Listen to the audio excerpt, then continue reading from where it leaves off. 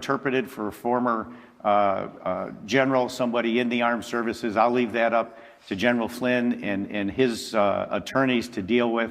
I don't think this is a question of national security whatsoever. Well, it's inherently a question of national security, though, right? I mean, could you at least own that if you take speeches and monies from Russia, it's different than taking it from somewhere else, given the federal investigation that's going on right now? Well, I view that if somebody gives a speech, they give a speech, they get an airplane, they go home. That doesn't mean But it matters to whom you're talking, right? Who's paying you? Come on, that matters, Congressman. It just does. Well, I guess we'll again agree to disagree. I think most of these folks are given the speeches to pay their bills or otherwise for the income that they give, and it's not a question then that somebody's got an IOU that the next time they call, you're going to do whatever is their bidding. In that case, I don't make that linkage. So again, we'll have to let this play out. General Flynn is not part of the administration, and we'll just see how it all plays out. And of course, this is what led to his ouster in the first place. Congressman Collins, appreciate you being on New Day, as always. Anytime. Very good, Chris. All right, Chris, President Trump slamming another judge, saying that he is ready to take his fight to the Supreme Court. Who would win that battle? Safety isn't a list of boxes to check. It's taking the best technologies out there and adapting them to work for you. The ultrasound that can see inside patients can also detect early signs of corrosion at our refineries.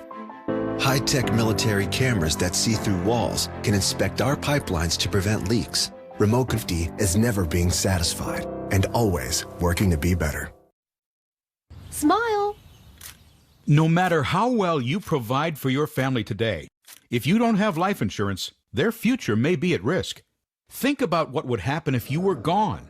Would they struggle to pay the bills and face an uncertain future? They don't have to. You can help guarantee those you love $200,000, $500,000, $750,000 or more with life insurance through AIG Direct. We'll help you get more for your money, up to 70% more. Just look, less than $14 a month buys a 40-year-old man a $250,000 term life policy. That's up to 3 times what you can get from other companies for the same price. No wonder millions of people rely on AIG companies. The call is free, the quote is free, and there's no obligation. Make the future more secure for those you love. Call now so you can sleep better at night. For a free quote, call 1-800-728-3009 or visit AIGDirect.com. Small messes can be big problems, and using a traditional broom and dustpan is a back-breaking chore. Well, not anymore. Now, from the makers of the best-selling Hurricane Spin Mop comes the all-new Hurricane Spin Broom, the cordless, lightweight spinning broom that cleans up this mess, that mess, and every mess with ease. Now cleaning up after the kids is a breeze, whether it's broken chips or smashed snacks. It even picks up tiny shards of broken glass, keeping your family safe. The secret is the triple brush technology that rotates with cyclonic action, pulling in everything in its path. Simply roll over pet hair to pick it up fast. Even messy kitty litter on the floor is no match for the Hurricane Spin Broom. So stop bending over to clean up that impossible moving dirt line. Other sweepers leave dirt and dust lines near the wall, but only the Hurricane Spin Broom can reach outside of the sweeper, gathering dust and dirt. A must for cleaning against your baseboards. I am amazed how well it works. It swivels around everything, so I can quickly clean up messes under furniture in seconds. Perfect for hardwoods, laminates, even tiles. The bristles get deep into grout lines or wet items like sticky rice or corn kernels, and strong enough to pick up pancakes. Our one-touch, large-capacity bin empties in seconds, and it stores anywhere. Vacuums are too big and bulky, and electric sweepers can cost you hundreds. But call or log on now and get the Hurricane Spin Broom for only $19.99. But wait, order right now and you can double the offer. Plus, get the amazing Sticky Buddy, the reusable sticky roller that removes hair, lint, and cleans virtually every other surface in your home. Then rinses clean. Just pay a separate fee. Get your Hurricane Spin Broom for only $19.99. Order now. Call 1-800-406-7486 to get your Hurricane Spin Broom. Call or visit by spinbroom.com. So call 1-800-406-7486. That's 1-800-406-7486. Deluxe version available. Order now. Time now for the 5 things to know for your new day. President Trump slamming another federal judge after the judge blocked the president from stripping federal funds from sanctuary cities. Treasury Secretary Steve Mnuchin confirming that President Trump will lower the corporate tax rate to 15% as part of the reform plan the administration announces today. House Republicans finalizing a new Obamacare repeal proposal that may win more support from the Conservative Freedom Caucus. It is still unclear if that bill can pass the House. The White House hosting the entire Senate today for a briefing about North Korea. It comes as the U.S. and South Korea. United Airlines after a giant rabbit died on a flight from London to Chicago. Simon, the 3-foot continental giant rabbit, was expected to grow to be the largest rabbit in the world. It is unclear what led to his death in the cargo hold. He was being delivered to a celebrity client in the U.S. Did you know that rabbits get that? For the owner. Yeah. But sad to lose a pet. Tough timing for United. tough timing for United. Very good. So, more on the 5 things to know? Well, go to newdaycnn.com for the latest, and you will find it. Okay. What can the Trump administration do to get a win before day 100 of his administration? We're going to get the bottom line from Carl Bernstein next. Ooh, but first, as is a former professional cyclist. He's been racing uphill since the first year of his life. At 7 months old, Mom took me to one doctor who said, your kid's got the flu, come back in 1 week. But within days, Phil's weight plummeted. His mom rushed him to the hospital. The good news is your son's going to live for now. The bad news is he has diabetes. He's got to take shots, insulin, and most likely he'll be dead by 25. That death sentence didn't stop him. At 12 years old, Phil jumped on a bike. I disobeyed some rules, ventured my way to the snack machine. I got a Snickers bar. Then I figured, okay. Team Type 1 to empower other athletes with the disease. I believe sport can be the unifying point for people with diabetes. His goal? To have the first all-diabetic cycling team race in the Tour de France by 2021. His other passion, helping diabetic kids in Rwanda get much-needed medical supplies. I want every kid. I was working in the yard. My chest started hurting, and I thought, well, you need to go to the doctor. I was told that it was cancer, and I called Cancer Treatment Center South America. Dr. Nader explained that they can pinpoint the treatment. Once we identified that there was this genetic abnormality in her tumor, we were able to place her on fight lung cancer. We have excellent technology that allow us to perform very specialized procedures for patients who have lung disease. To learn more about these targeted therapies and advanced procedures for lung cancer, as well as the experienced physicians who deliver them, go to cancercenter.com. When he wasn't the stuff of legends. There was no magic up his sleeve. He didn't have wings or a cape. He was but just a man.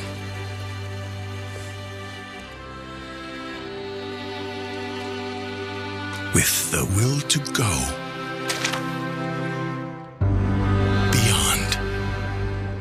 DXC is all about 2 great companies coming together to take the next step. We offer our clients New York Stock Exchange. It is the equity marketplace. That's where a lot of the leaders are. We consider ourselves a leader, so we want to be part of that. DXC is listed on the New York Stock Exchange. Exchange more. I love how USAA gives me the peace of mind and the security just like the Marines did. At one point I did change to a different company with car insurance, and I was not happy with the customer service. We have switched back over and we feel like we're back home now. The process through USAA.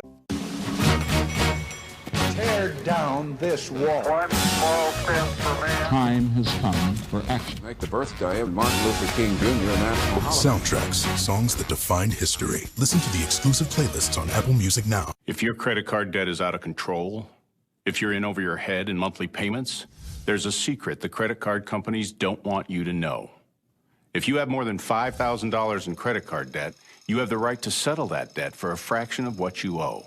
That's bad news for the credit card companies, but it's great news for you. We're Credit Associates, and we're offering you free information on how to virtually eliminate your credit card debt with a monthly payment you can afford. Give us 10 minutes and we could save you thousands. After all, we depend on your success, and offer a guarantee so there's no risk. Credit Associates. Live better, debt-free. Find out how easy it is by calling now.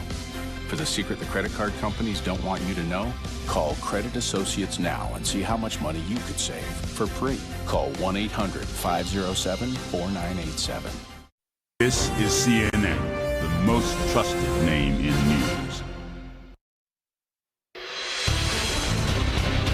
The 100-day mark, you're hearing about it because it is upon us. It's just 3 days away, but the headlines for the Trump administration are not what they really hoped for at this point. You got another federal judge halting another executive order, this one on sanctuary cities, while the White House itself is trying to distance itself from someone who couldn't have been closer to the president, Lieutenant General Michael Flynn, accused now. And what's unusual about this situation is that Donald Trump, as president of the United States, has not changed as a man. Usually the presidency changes the person who comes to office, especially in 100 days? I mean, yes, right? because of the learning curve. And what we've seen with Trump is he's really the same, often out of control, angry person. He still doesn't believe rules that apply to other people apply to him. Look at his conflicts of interest. Look at his family's conflicts of interest. Look at what the FBI now believes is a cover-up in the White House about Russia. Flynn being central to that cover-up. The White House,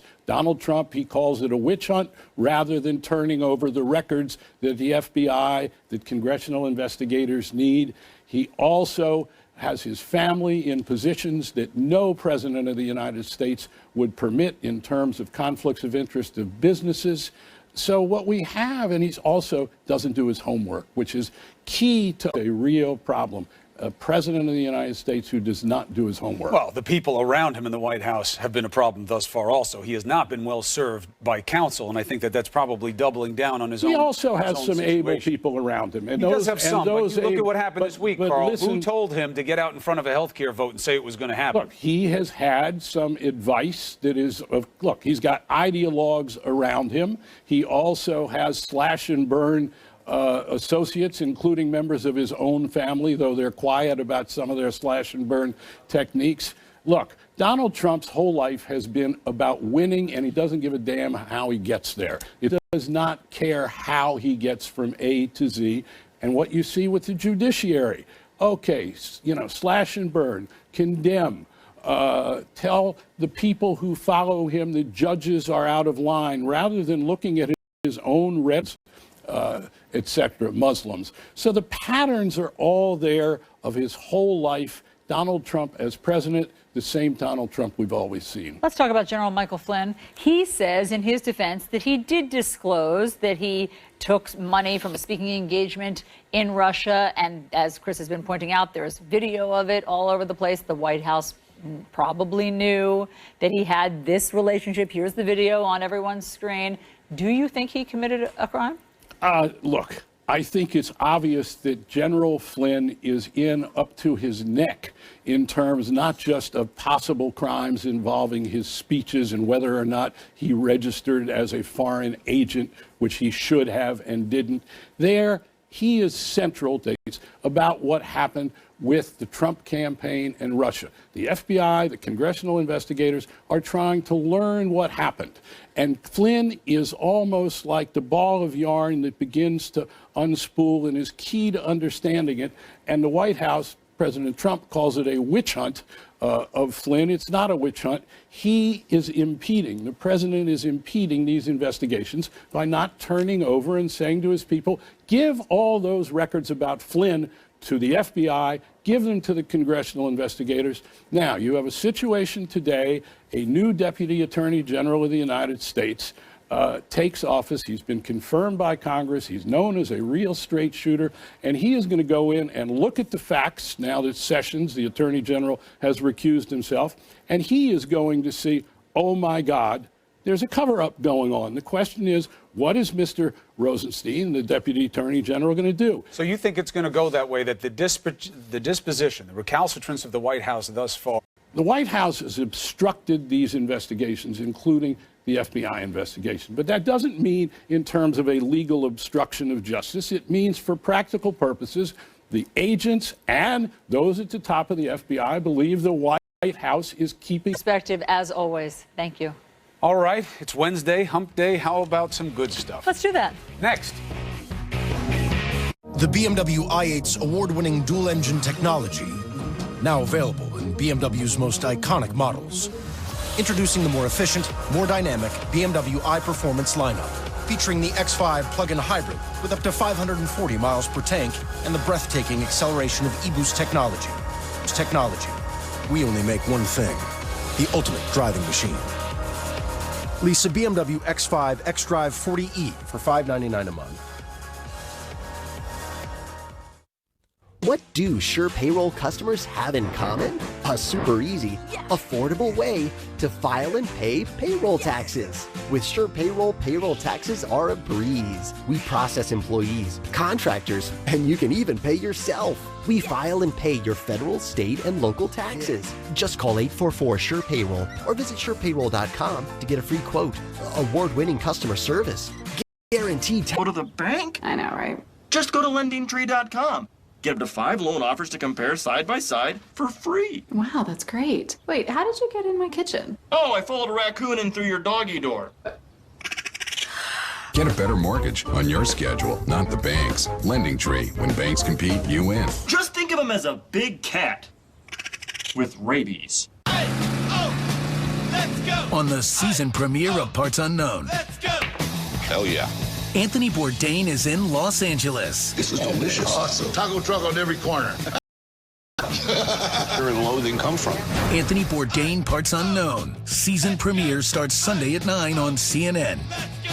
Attention Medicare beneficiaries. Many people with Medicare may be able to get extra benefits and don't even know they're available. You may be able to get dental, vision, hearing, and prescription drug coverage included in your plan. The Medicare Coverage Helpline is accepting calls to see if you're eligible to enroll now. You may be able to get extra benefits including dental, vision, and prescription drug coverage. For you and get all the benefits you deserve. Call to see if you may be able to get extra benefits including dental, vision, and prescription coverage. Don't delay. Call to see if you're eligible to enroll and may be able to get extra benefits now. Call 800-893-1600. That's 800-893-1600. This is CNN, the most trusted name in news.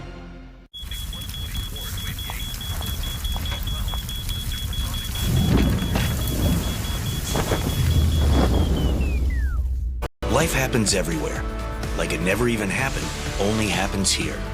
The cleanup and restoration specialists at 1-800-SERVPRO and ServPro.com. The good stuff, brought to you by ServPro. When fire or water damage threatens your home or business, make the call to the cleanup specialists at 1-800-ServPro. All right, a good stuff for you. A young girl's wish to play the violin comes true thanks to a bunch of... I have this amazing group of people that have helped me. The process of making the attachment started last fall and finished in a 3D printer. Isabella can play the violin all she wants. Making an immediate impact on someone's life. It's just a very good feeling. There she is playing. That is so beautiful, and her gratitude. Beautiful people. Berman, I looking was great just as going to call always. you beautiful. Don't take my line. You guys are beautiful. I finally beaten you to the punch. Well 20 done. years All right. later. Have a great day, folks. We got some big news this morning. Years All right. later. Have a great day, folks. We got some big news this morning, so we're going to jump right in. This is CNN Breaking News. Top of the hour, 9 a.m. Eastern. Good morning, everyone. I'm Poppy Harlow. And I'm John Berman. The breaking news this morning, blocked on sanctuary cities, beaten back on funding for the border wall. So what does the White House do this morning? It is going big on tax cuts. It says bigger than anyone ever. Ever before in history. Be the biggest tax cut and the largest tax reform in the history of our country. And we are committed to seeing this through. The biggest in history. That is a long time. That is a high bar. Can the White House deliver? Suzanne Malveaux is on Capitol Hill. Our Christina Alessi is in Washington with all of the numbers. So, Suzanne, let's begin with the politics of this. How do they make it happen? Well, Poppy, it's a very good question. And of course, this is a far cry from what we heard from Donald Trump during the campaign. Some of his slogans saying that Wall Street was getting away with murder and that they would have to pay for it through taxes. But clearly his economic team is stressing, at least first, dealing with tax cuts for businesses, perhaps down the road, kicking the can down the road for families and individuals. But as you had mentioned, we've been watching the Treasury Secretary Steve Mnuchin at this event in Washington, started at 8 Oval Office yesterday, working out the details that the president is very much involved in making this happen. And one of the things that they are really pushing back here, of course, is how they're going to pay for these very big tax cuts. And the thing that he is talking about, Mnuchin, is putting it out there saying that they are counting on big economic growth to pay for this. Take a listen. The difference between 1.6, 1.8, and 3% GDP is staggering. It's trillions of dollars of revenues. It's tons of jobs. This bill is about creating economic growth and jobs. And you're right, we should call this the 2017 tax reform for economic growth and jobs to make America. In 1986, the last time tax reform actually passed, it was bipartisan legislation. And perhaps what is noteworthy on the political side here is what is not included in this, and that is the $1 trillion program, the infrastructure building program. There are still questions about how that is going to be paid for. Poppy, John? All right, Suzanne Malveaux in Washington. Just because the White House says it's the biggest tax cut and tax reform in history, it does not make it so. It depends kind of what we get out of the numbers here. Let's try to understand these numbers. Christina Alessi joins us right now. Companies more competitive so they can hire more people, invest in the economy. And the administration firmly believes that one of the reasons the companies in the U.S. are not competitive is because of their high tax rate. So if you take a look around the world, they do have a point. What is going to come out, we think, and Steve Mnuchin, the Treasury Secretary, confirmed this today, that there will be a 15% reduction for major companies and also through pass-through entities, which are basically business owners who put everything on their personal return, business income as well. That's major, and that actually can impact President Trump as well. Now, the big question is, as Suzanne alluded to, how do you pay for it? There's a $4 trillion hole. But that is not the only question here. There are two other ones that are going to be at the top of business leaders' mind. One, is this temporary or is this permanent? Because CEOs want to plan forward. They want permanent change. And if this is temporary, it's not exactly, or it's not at all, tax reform. And then the other big question for average Americans is what happens to the middle class? Why aren't we hearing more about how this plan will impact the middle class? So those are two big questions. Overall, though, if we go back to the issue of corporate taxes, there is no way to guarantee that companies that save on their tax bill will go ahead and take that money and reinvest it in jobs and investment unless there are programs to incentivize them to do it. So what we could see is a scenario where the companies save on taxes but take that money and reward shareholders in the form of dividends, and that necessarily wouldn't generate the kind of growth the administration is hoping for. John, Poppy? And that's exactly what happened in 2004 with the big tax holiday. They did not add jobs. The biggest companies cut jobs, and they bought back a lot of shares, and the money went back to their shareholders. Will it be different this time? It's a great point, Christina. Thank you very much. Meantime, President Trump is unleashing on Twitter this morning. Once again, he is targeting the judiciary branch. This after a part of his effort to strip federal funding from so-called sanctuary cities was blocked. Yeah, he wrote, first, the Ninth Circuit rules against the ban. Notice he's calling it a ban again.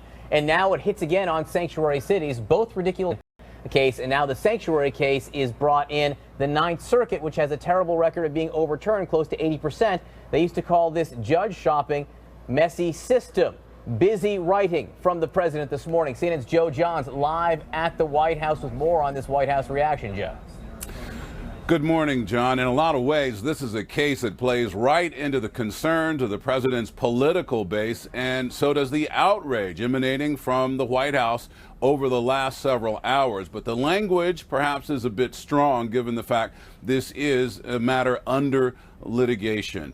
The White House, among other things, complaining that an unelected judge ruled against yet another executive action by the White House. We have some of the language here from the White House. The rule of law suffered another blow as an unelected judge unilaterally wrote immigration policy for our nation. City officials who authored these policies have the blood of dead Americans on their hands. And then there's this prediction: we're confident we will ultimately prevail in the Supreme Court, just as we will in our lawful efforts to impose immigration restrictions necessary to keep terrorists out. On the other side of this case, this ruling was praised by the likes of the mayor of Los Angeles, who talked about it last night. Unconstitutional political threats against our cities cannot take away our rights, and they certainly can't steal our tax dollars. So as you might have gathered, the administration is planning on appealing this, and they are predicting that it will eventually be overturned, even if it has to go all the way to the Supreme Court. John and Poppy. All right, Joe Johnson, the White House, thank you very much for that. Let's talk about all of this big breaking news this morning. David Drucker is here, our political analyst and senior congressional correspondent for the Washington Examiner. Selena Zito joins us, CNN contributor and reporter for the Washington Examiner and a columnist for the New York Post. David Swerdlick is here, our political commentator and assistant editor for the Washington Post. And Laura Coates, our great legal mind and former federal prosecutor this morning. Laura, got to start with you. Okay.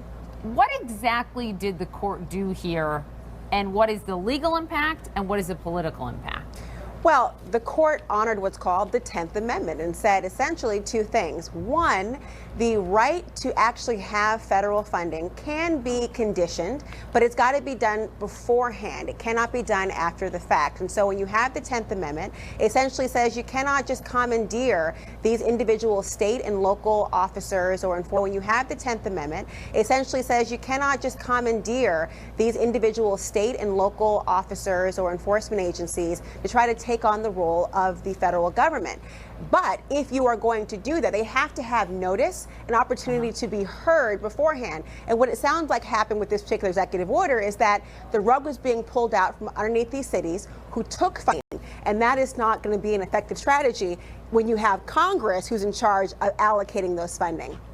You know, Selena, this is not the first, this is not the second, but the third time that a federal judge has stepped in to block something having to do with what the president wants to do with the borders or with immigration right now. Is he essentially learning here the power of the judiciary? And second part is, even though he may not be anything done here, is he okay with the political dynamics at play? Well, to answer the second question, yes, he is okay with the political dynamics at play because it gives him the opportunity to remind voters what he promised he would do and to underscore that through his tweets of why he wanted to have this done. Not only the travel restrictions, which were stopped by a federal judge, but also the sanctuary cities. Look, presidents face this all the time. I think that President Obama had 15 of his executive orders that were that a federal judge interfered on, and so this is a humbling experience. But they all come back out and say, "This is why I want it done. We're going to take it further." Or sometimes they just step back and move on to the next thing. Depends on how politically important that whatever it is to them. David Drucker, let's talk about what this administration is promising will be the biggest ever, the biggest in history, tax cuts and also tax reform. You might as well hang a $4 trillion sign on Paul Ryan's office door because he's going to have to stomach this and deal with this and get this through Congress. Can he do it, or is it dead on arrival? Well, I don't think it's dead on arrival. I mean, we're talking about a tax cut proposal primarily, and Republicans love tax cuts. I have detected in conversations with Republicans this morning concern about the deficit and how according to the administration, their argument is that economic growth would pay for this. But as I was about to get to, a lot of Republicans who do actually believe in dynamic scoring, and that's the technical term for this, are themselves concerned that that is in fact not the case.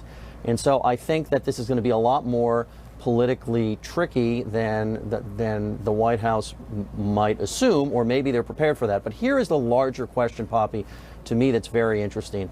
Secretary Mnuchin is not just promising a large tax cut.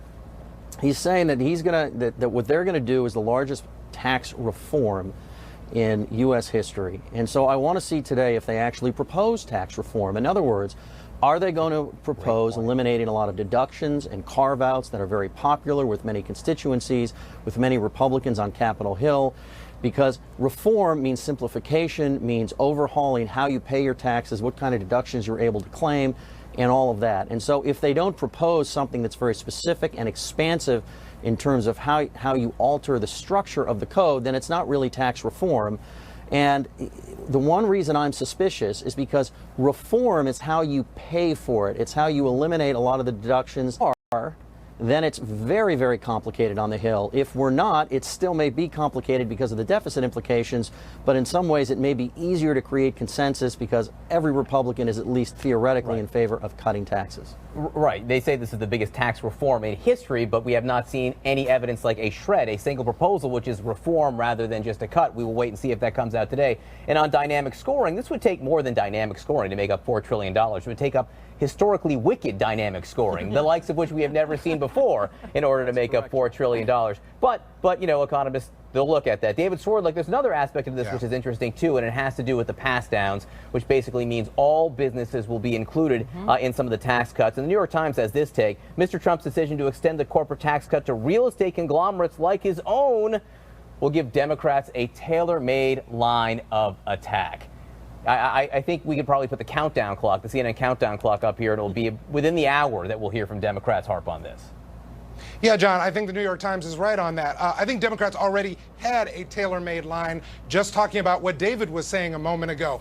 There is a lot of skepticism, even privately among Republicans, that you can go from less than 2% GDP growth to over 3% GDP growth just based on dropping the corporate rate, potentially cutting the top marginal income tax rates. Then you add on what you're talking about, John, this idea of you know, extending those, changing the tax code to favor businesses like Trump's.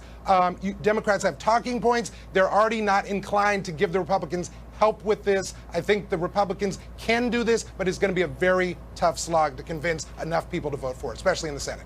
All right, guys, stand by. A busy, busy morning. So many issues up in the air being discussed right now. The president's tax plan, as you just heard about right there, could get some pushback from his own party. People who fought against deficit and debt for years, they're going to have to explain why they don't care about the hole it might blow in the deficit. Plus, former National Security Advisor Michael Flynn facing new legal pressures, with Republicans and Democrats suggesting he did not obey the law when disclosing his not disclosing his business dealings with Russia.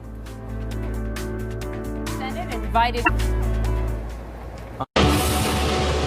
Experience a world of exceptional performance. It's Steel Dealer Days from the #1 selling brand of outdoor power equipment in America. Hardworking grass trimmers, handheld blowers, and legendary steel chainsaws. Remember, steel products are only sold by servicing dealers. Steel Dealer Days are happening now. Search STIHL or visit steeldealers.com. We needed to hire someone, but it was really tough finding people that had the right experience. I was spending half my day just reading resumes. I'm seeing a lot more candidates with the right experience. We have gotten consistently better results from ZipRecruiter than anywhere else. Over 1 million businesses have already used ZipRecruiter. Try it for free today at ZipRecruiter.com/newstv. Lots of wrinkle creams believe the more mysterious they sound, the more powerful you'll think they are.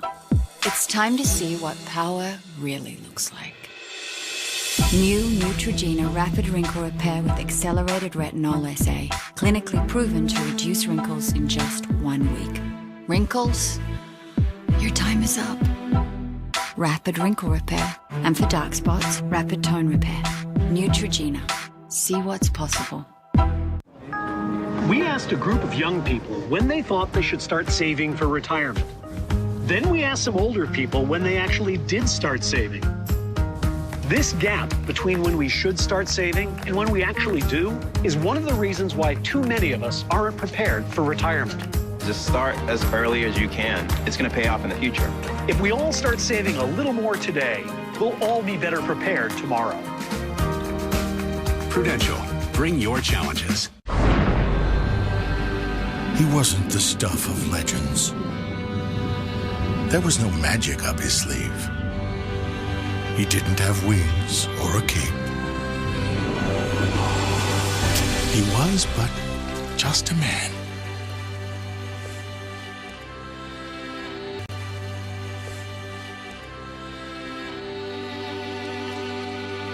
With the will to go beyond. Me find the best home pros in my area to handle any kind of project. They have verified reviews of the pros, and they do background checks, so you know you can trust them with your home. You can compare prices, book appointments, and what my wife loves most is that HomeAdvisor is completely free to use. Go to homeadvisor.com or download the free app. I joined the Army in July of '98. Our 18-year-old was in an accident. When I call USAA, it was that voice asking me, is your daughter okay? That's where I felt relief. We're the Rivera family, and we will be with USAA for life. In case you need anything, just give me a call. Thank you. P.O. Box 17. Of course I'm a real company. Let the UPS store help you tell the right one. From business cards and banners to expertly packed shipments to mailboxes with a real street address. Come in today for help. Get everything you need to tell the story of your business at upsstoreprint.com. Countdown to President Trump's first 100 days. Words matter, deeds matter as well. A special primetime edition of The Lead with Jake Tapper. This is a wild deviation from basic White House protocol. Tonight at 9 Eastern on CNN. So the hits just keep on coming for former National Security Advisor Michael Flynn. The House Oversight Committee now saying he may have broken the law by not properly disclosing payments from Russia and Turkey during the process of getting his security clearance. Yeah, one Democratic senator even goes as far as to say that Flynn could be looking at years behind bars. Our panel back with us right now, attorney Laura Coates. Behind bars. And also a hefty fine because it's a felony to withhold or falsify any information with its material concern. The information we're talking about is he filled out a form to try to renew and achieve top security clearance. And on those forms, he failed to disclose relevant information, being that he was taking money from a Russian entity, and also that he late filed to say that he was in fact acting as a foreign agent on behalf of Turkey last year. This collective amnesia that he's had from meeting with Ambassador President Pence, he's misled on a federal document that was supposed to be under oath. And of course, the risk here is that he is facing criminal exposure, which is why he wanted to have immunity. He's not going to get that, according to any of the congressmen now, but what he could still have if the prosecutors decide that whatever story he has for them is going to lead them farther down the path for the Russian collusion investigation, they may be willing to make a deal with him, but immunity is probably off the table. So another bit of news out of this yesterday from the House Oversight Committee is this letter in which they say David Swerdlick that the White House, was not giving them some key documents related to this. The White House says, look, we don't have all of them, et cetera, but frankly, these are documents the White House can get. So now you have Sean Spicer and the White House trying to put distance even more between themselves and Flynn. Listen. The campaign, Paul Manafort. I guess the question is, wouldn't this stuff have come up in the vetting process? Shouldn't it have? And how dangerous of a juggling act is this for the White House, do you think? Bobby, very dangerous, right? General Flynn has legal problems, but there's a real problem for the White House in terms of how this at least looks. And then if you go in further into it, how they conducted the transition vetting, right? I mean, these things about General Flynn working for the Turkish government and also his speech, or the speech he gave where he sat next to President Putin at the RT dinner. These were knowable things. These weren't hidden things. These could have been found out if the transition team had done a methodical job of vetting him. And of course, he also should have disclosed these things. The White House has never been able to get its arms around that. They haven't been able to get their arms around this idea of he was fired because he misled Vice President Pence. But at the same time, when the White House put out that line, they also said that he didn't do anything wrong. So if he didn't do anything wrong by talking to the Russian ambassador, and will be being asked in various hearings that will come up. All right, healthcare, guys, we have word of a possible deal. There is an amendment being circulated right now on a healthcare proposal that would allow states essentially to opt out of requiring insurance providers to give essential benefits, and also it would mean that if you have pre-existing conditions, you could be charged infinity if states waive their rights for that. David Drucker, is this deal for real this time? Well, I think it's for real in that you have an agreement by the head of the Freedom Caucus and the head of the moderate group on the language and on the concept. And while we've been talking about this, the Club for Growth, a key outside group that has been opposed to the Republican health care plan, said that they approved of the Meadows MacArthur plan and urged House Republicans to move on the bill now. And I think that could create some momentum for Republicans and for the administration where this has been stuck. What we still don't know, though, is how this thing's going to score with the Congressional Budget Office and if they can really put together the votes. I mean, I think it is commendable and I think it's notable that Mark Meadows, the chairman of the Freedom Caucus, has reached a deal with Mr. MacArthur, the New Jersey congressman who leads the Tuesday group. What we don't know yet is how many of his Freedom Caucus members he can bring along. And he's going to have to bring along, I'd estimate, around 20 to 25 of them, but at least around 20. And the Freedom Caucus has never achieved something like that, where they've negotiated a deal and brought along the votes. And you still have a lot of moderates that have been very vocally opposed to the Meadows MacArthur amendment. It's kind of a tongue twister. Charlie Dent from Pennsylvania is one of them. And so I think that we can say this is real progress. I don't yet know that we can say that it's going to get them somewhere where you have a bill that gets to the Senate. And of course, that's a whole nother story, but first things first. Selena, do you think in any way this actually makes it a little bit easier for the White House because it no longer has to thread the needle as much between the Freedom Caucus and the Tuesday group? Does it make their job easier, at least in that sense? Yeah, definitely. I think that, and I sat around with a group of voters last night, Democrat voters who voted for Trump in Canton, Ohio, and we talked about Obamacare and watching this play out in Washington. What they like is what David was talking about. They like seeing everyone sort of bringing their compromise to the table and hashing it out. To them, that is what they expected from this process. And to your question, Poppy, I think watching Congress hash it out is a great exercise for voters to see, the entity in Washington they dislike the most taking this on and making it happen. All right, guys, thank you very much.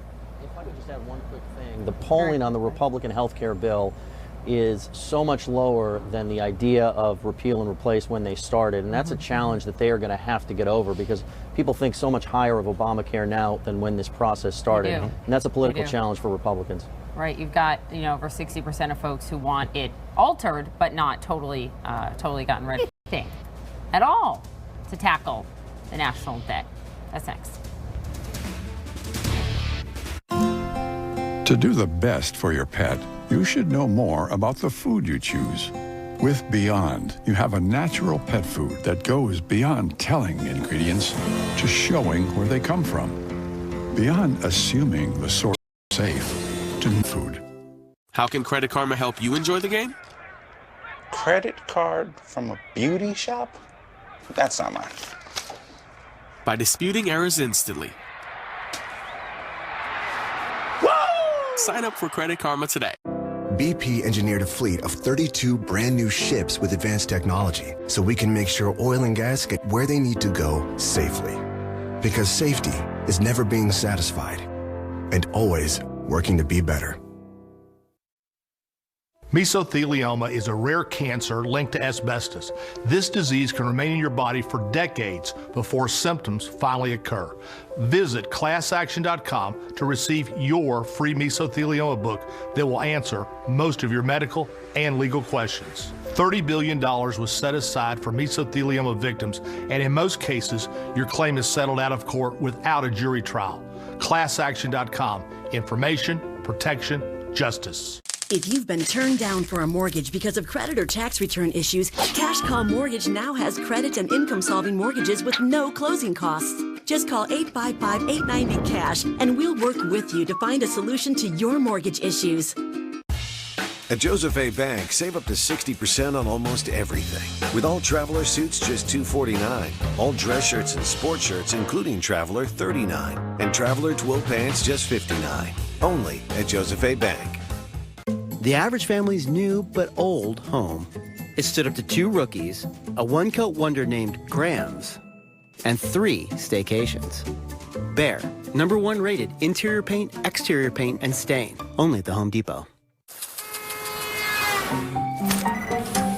We're on to you, diabetes. Time's up, insufficient prenatal care. Administrative paperwork. You gotta get the kicks. The flip! When you really get all of this, that's when you really get the game.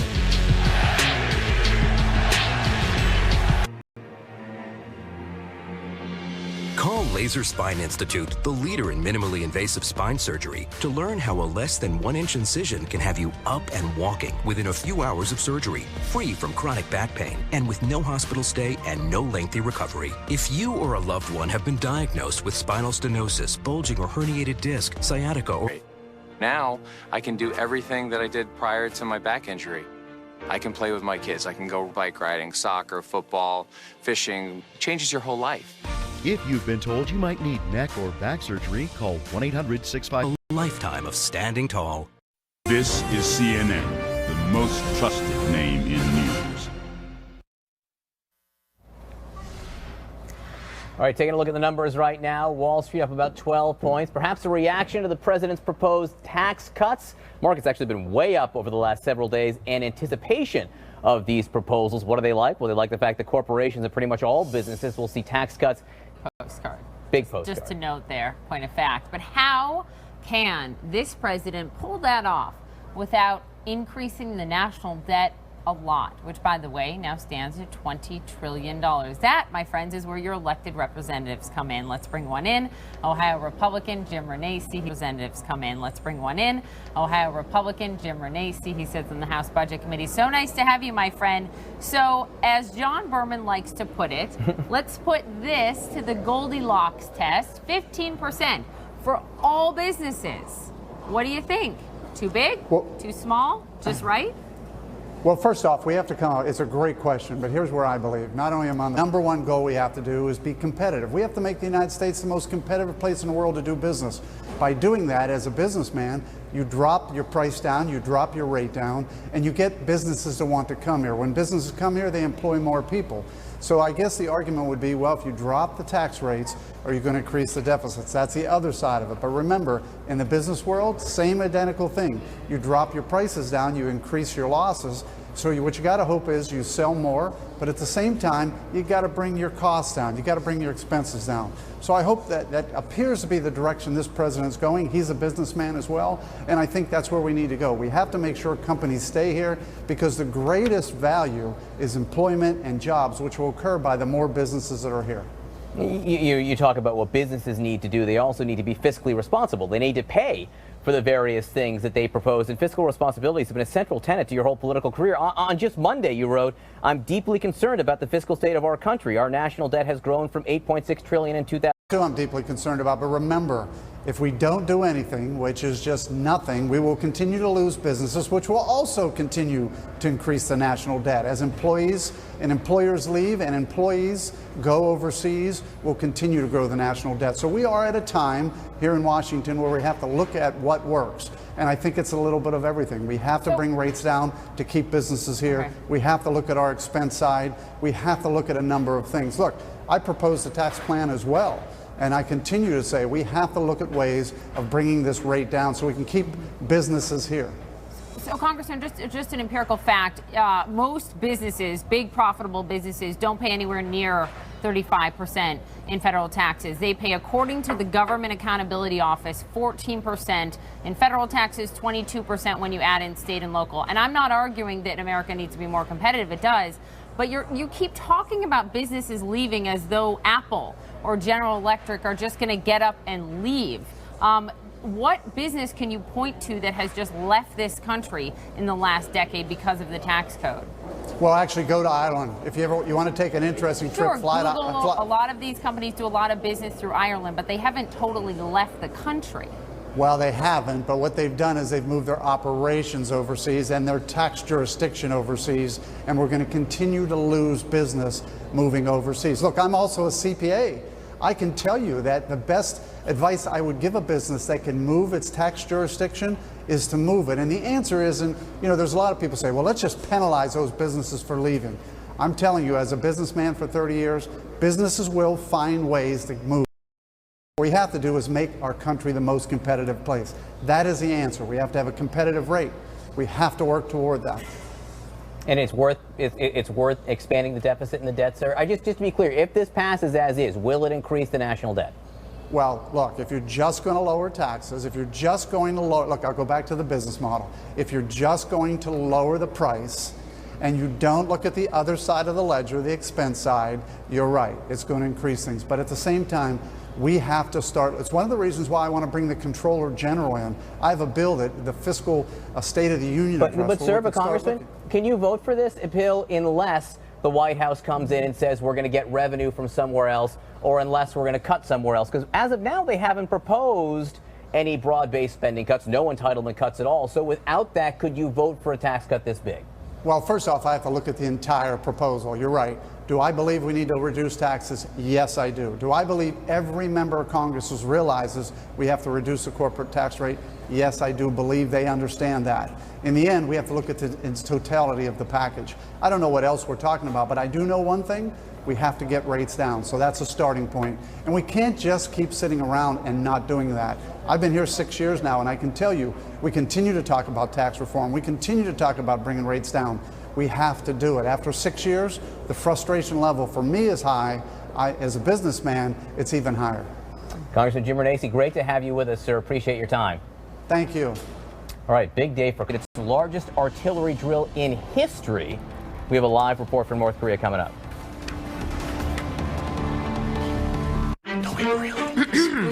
Excuse me, are you aware of what's happening right now? We're facing 20 billion security events every day. DDoS campaigns, ransomware, malware attacks. Actually, we just handled all the priority threats. You did that? We did that. Really? We analyzed millions of articles and reports. We can identify threats 50% faster. You can do that? We can do that. Then do that. Can we do that? We can do that.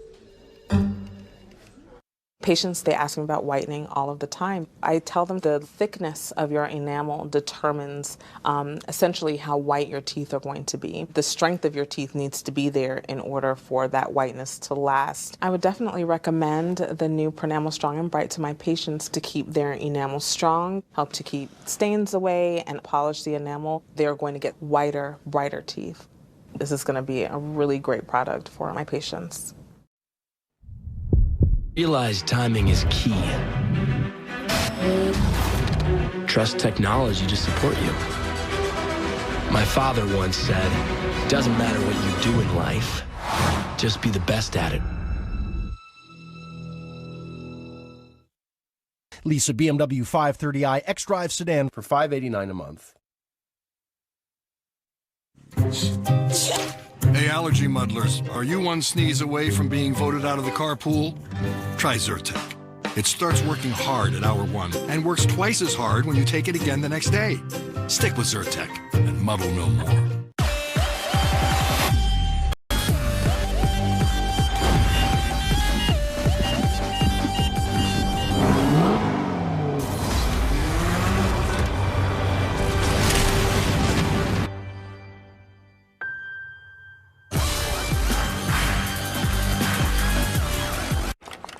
Continuously evolving with the needs of the user.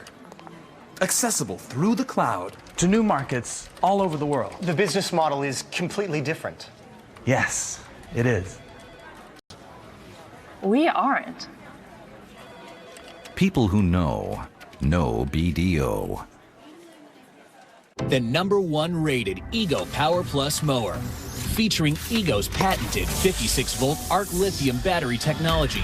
It delivers the cutting torque of gas. The Ego mower's durable construction makes mowing in difficult conditions easy. The self-propelled model makes it effortless. An estimated $30 billion has been set aside in a court-ordered trust to pay victims and their families. Time is limited to file your claim. Your consultation with Flint Firm is free. You may never have to file a lawsuit or go to court to receive financial compensation. Call the number on your screen now. Call 1-800-439-4841. That's 1-800-439-4841 now. We played for police and firemen, and they needed a boost. We ain't going anywhere. I put a fireman's helmet on the piano. If I didn't have that, I might have just lost it. New York, state of mind. Soundtracks, songs that define history. Tomorrow at 10 on CNN. Senators getting on buses today, an unprecedented road trip this afternoon. Every senator has been invited to head to the White House for a classified briefing on the escalating tension in North Korea. The president is expected to at least drop by. So this briefing comes one day after North Korea says it conducted its largest ever artillery drill, and the North Korean leader Kim Jong-un was standing by watching. CNN international correspondent Will Ripley inside North Korea in Pyongyang is, even as they conduct these huge military drills, Will, a sort of a strange message of peace from the North Korean leader? Well, they say that they want peace and stability on the peninsula, but they also say that the actions of the United States make that impossible, and they are watching very closely the outcome of this Senate briefing. They're watching what's going to be happening at the UN Security Council, of course, always watching whatever may be coming out of China. And then they have their own show to put on for the world. These new images coming out, pretty remarkable. North Korea is saying that this is their army's largest military drill ever. There were 300 pieces of long-range artillery fired simultaneously. The North Korean Supreme Leader Kim Jong-un presiding over this whole thing. There were submarines firing torpedoes. There were bombers doing test runs. All of this deliberately sending a message to the U.S. and its ally South Korea that the North is ready for war, even as they say that they want peace. I spoke on the record today with a North Korean government official, an interview that will be airing later today on CNN. And it's rare that we get to actually speak with officials about this kind of thing. And I asked about the possibility of a sixth nuclear test and also a potential ICBM launch, because of course there's been a lot of speculation that either of these things could happen, but the latest U.S. intelligence is that the North Korean nuclear test site at Punggye-ri is not going to be having a nuclear test at any time. I asked if this perhaps is because of mounting international pressure from the U.S., and the answer... Same time as this artillery show is taking place in North Korea, South Korea also doing their own military drills? Yeah, it was really to see these two sides of the DMZ, these military drills happening within 24 hours of each other. In South Korea, they had 2,000 soldiers. They had fighter jets, helicopters, tanks on the ground. Again, the South and the U.S. saying that this is just routine practice. But of course, North Korea interprets this as a dress rehearsal for an invasion, which only motivates them to act in a more provocative manner. This is why tensions on the Korean Peninsula right now are at their highest level in years. Will Ripley in Pyongyang for us. Thank you so much for the reporting. We look forward to seeing that interview, a rare interview with a North Korean official coming up a little later today on CNN. Still to come for us, taking measure of the Trump presidency as we near the 100-day mark. CNN is across the country speaking with some of the president's biggest supporters and voters about their choice. Are they happy?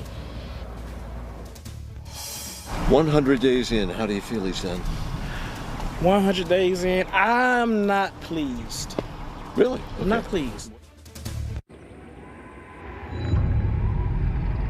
There are those who become complacent when the market is in status quo mode. And those who panic when it isn't.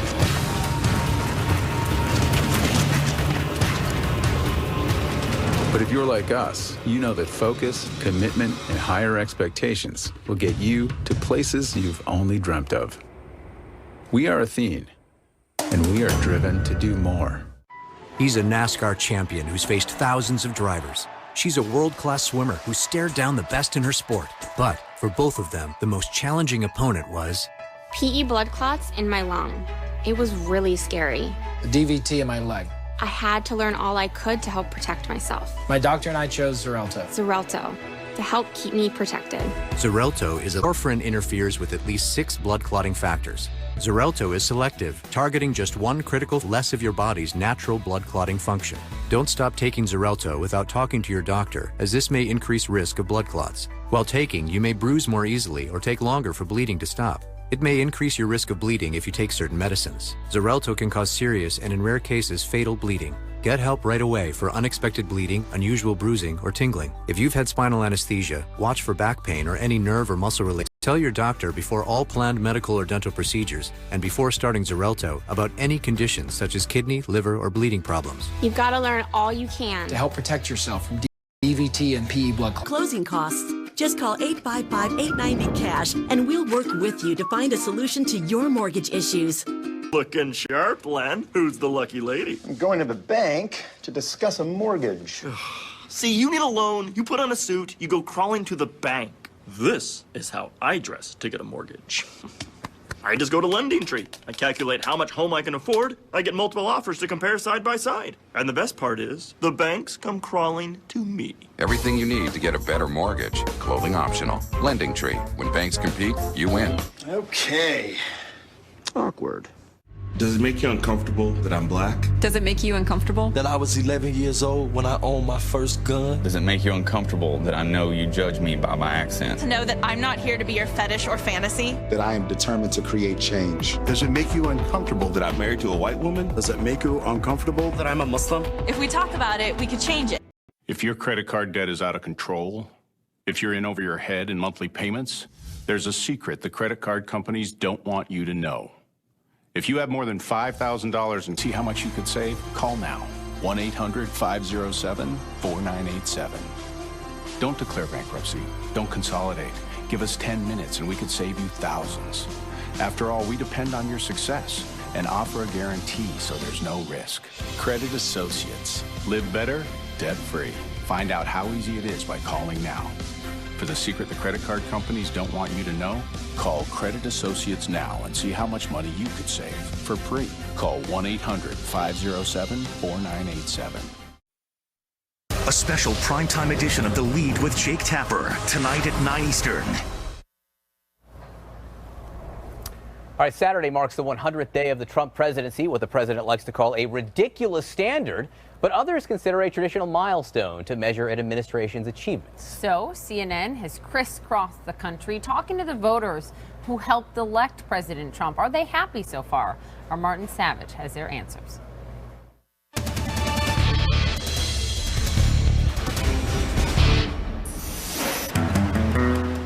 Asheville, Alabama. The sun's been up for 3 hours and Greg Weston's been up for 6. He's a farmer. What he grows, he and his wife Brandy sell at an old gas station on the edge of town. This is a Weston Farms Mater Shack. Round here, the only thing redder than the Maters is the politics. The county where Greg and Brandy live voted 89% for Trump. How do you think Trump's doing? To replace Obamacare, which Greg and Brandy are on. What do you like about it? Why do you like it? Well, I pay $88 a month for me and my wife. Where I was like, before Obamacare come in, I was paying like $660. Obamacare is working so well, Brandy feels guilty. She says she knows people who can't afford their private insurance or who can't get insurance at all. She's okay with Trump's efforts to replace it. It still doesn't make sense to pay so little and still the poor people get nothing. You think you should pay more? Yeah. In other words, a cab driver.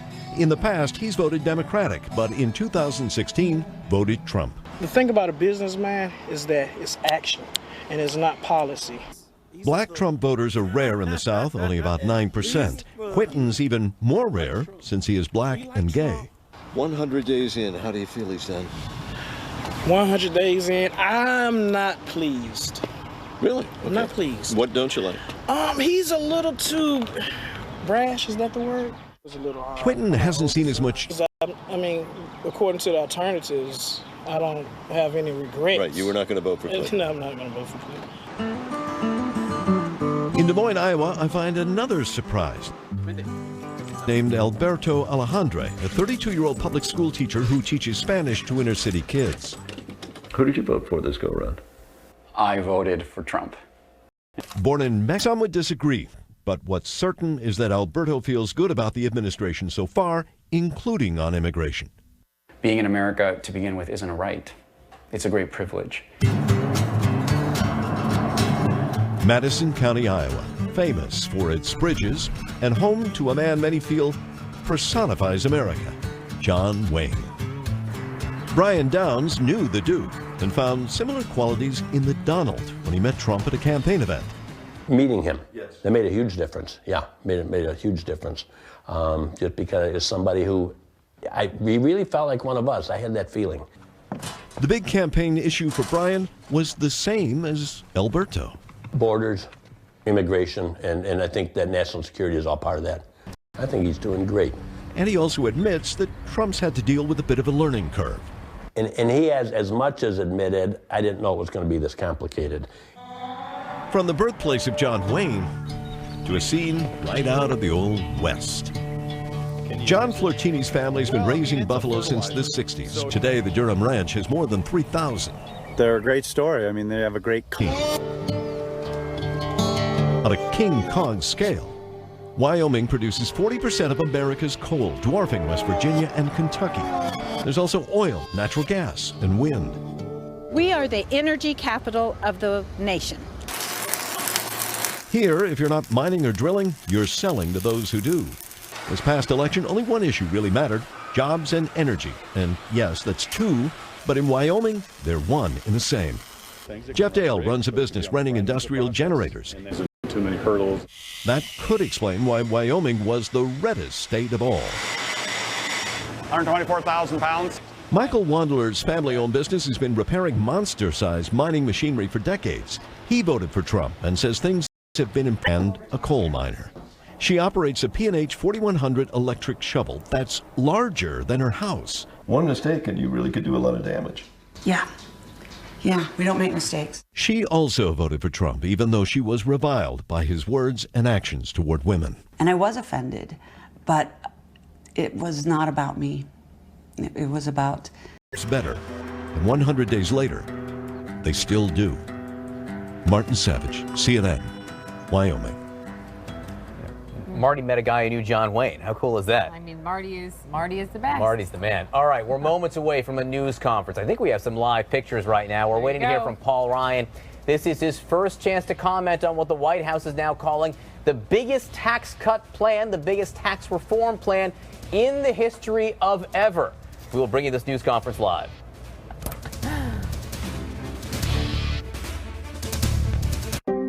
You might take something for your heart, your joints, or your digestion. So why wouldn't you take something for the most important part of you, your brain? With an ingredient originally found in jellyfish, Prevagen is now the #1 selling brain health supplement in drugstores nationwide. Prevagen, the name to remember. If you're the spouse of a military veteran, I want you to know something. Your spouse has earned the right to apply for a VA home loan. A VA home loan is unique. It's different than other loans because it allows you to borrow up to 100% of the home's value. That extra borrowing power may allow you to pay down debt, lower your monthly payments, put cash in the bank, and give you the peace of mind that every veteran deserves. It's a new day for veterans who want to lower their monthly payment. That's me. The New Day 100 VA loan lets you refinance your mortgages, consolidate your credit card debt, get cash, and lower your payments an average of $640 a month. New Day will even pay for your appraisal. That's me. As a vet, you've earned the right to apply for a home loan that's VA guaranteed. If you're over the age of 50 and considering buying an annuity in the next 60 days, I have some important news for you. Don't buy an annuity until you understand the pros and cons of annuities. A free book to help you maximize your retirement income from television host and three-time author Josh Melberg has been released. This book reveals little-known truths about annuity strategies in simple-to-understand terms. Grab a pen right now because we are about to offer you this free book that unlocks the 5 little-known secrets we believe baby boomers and seniors should know before buying an annuity. Call 800-607-5964 now and you'll receive a free copy of Josh Melberg's book, Next Gen Annuity Strategies Revealed. As a bonus, we'll also send you the #1 mistakes retirees are making with their investments today and a free DVD on how you can get up to 33% more income in retirement. Call 800-607-5964 to have your free information. On the new season of Parts Unknown. Every dish. Oh, the cuttlefish is incredible. tells a story. Nothing says my childhood like this dish. I am loving this meal. And Bourdain's going to the ends of the earth. Everywhere I walk from here is north. To taste them all. How do you say delicious in Arabic? Anthony Bourdain Parts Unknown. New season starts Sunday at 9 on CNN. Have you ever heard of Uber or Lyft? Of course you have. What if you were one of the early investors? What would you be worth today? Because Uber went to a valuation of $68 billion. Well, welcome to Yayo. Yayo is the first meta search for the rideshare industry. And we're excited to announce an initial private offering of Yayo under new SEC rules. Only a limited number of shares are available under this new regulation. And because of Yayo's business model, Yayo can scale faster than any one rideshare company could alone. With these new SEC investment rules, it gives you the chance to invest a certain amount of money. So find out more information about this incredible opportunity. Go to yayoipo.com. That's YAYYOIPO.com right now, before all the shares are gone. This is CNN, the most trusted name in news. All right, good morning, everyone. I'm John Berman. I'm Poppy Harlow. In moments, House Speaker Paul Ryan will speak. It's the first time we've heard from him since he was on recess, and also since this morning the White House promised what will be the biggest tax cut and tax reform this country has ever seen, ever. So how will the speaker respond? Here is betting in a slightly different way than Nancy Pelosi. We're waiting to hear from the House Democratic leader as well. Now, just a few moments ago, the Treasury in the history of this country, which would make it a very big tax cut. We're joined by CNN's Phil Mattingly, who was at that speech and is now on Capitol Hill. Phil, what are you learning? Yeah, really managing expectations there, John. But look, he's not wrong. If you look at the proposal that the White House will be putting out today, and again, it's principles. It's not a fully fleshed out plan. But those principles would make dramatic changes to the U.S. tax code, particularly on the corporate side. What they're looking at the top line is dropping the corporate rate from 35% down to 15%, and also dropping the rate for pass-throughs, which is mostly made up of small businesses, the majority of small business in the country, from 39% to 15%. That is a dramatic change, but it's also an expensive one. Guys, that would add up to about $4 trillion, and that number alone creates major problems here on Capitol Hill. But the administration notes two things. One, this is a starting point, and two, their goal is growth. Take a listen to what the Treasury Secretary had to say. The difference between 1.6, 1.8, and 3% GDP is staggering. It's trillions of dollars of revenues. It's tons of jobs. This bill is about creating economic growth and jobs. And you're right, we should call this the 2017 Tax Reform for Economic Growth and Jobs to Make America Great Again. I just named it. Not quite sure that name's going to stick, though it's a little catchy, but somewhat long. There also will be a significant increase in the individual standard deduction, but for the most part, the focus is on the corporate side. Again, this is the initial kind of part of the against what we've heard from Speaker Paul Ryan, but they're laying their cards on the table to start, and the process kind of gets kicked off today. On top of taxes in this development, some movement, it seems like, Phil, on healthcare. I mean, you've been working your sources, your Republican sources. Is it for real this time? The 3.0 version of this is all coming to a head again. Look, as we speak, right before Speaker Ryan comes out to his press conference, members were in a private meeting, the entire House Republican Conference. Part of that meeting was being briefed on the latest proposal, the changes, negotiations that happened over that 2-week recess, trying to make the bill more politically palatable for conservatives, but not lose too many moderates. Here's the reality right now as you look at this new amendment that the text was released last night. Members are trying to get a sense of where they actually stand on this. Conservatives clearly feel good about it. The outside conservative groups, guys, that have played such a huge role in this, they are coming on board. Now all eyes have turned to the moderates. Over the course of the next 24 to 48 hours, House aides tell me they're going to try and get the temperature of the conference, try and see where their votes are, go to those individuals who were no before, see if they can swing them as soon as they operate on this. But guys, be cautious on this. We've seen this movie multiple times before. This is a very, very difficult needle to thread here. They're not sure that they've done it yet, but they at least have a new proposal and something that they're trying to once again get towards completion, at least in the House, over the course of the next couple days, guys. All right, Phil Mattingly for us. A new challenge for Paul Ryan. Again, as we wait to hear from Paul Ryan on the new health care deal, on the new tax cut proposal. We are joined now by Matt Lewis, CNN political commentator, senior columnist for the Daily Beast.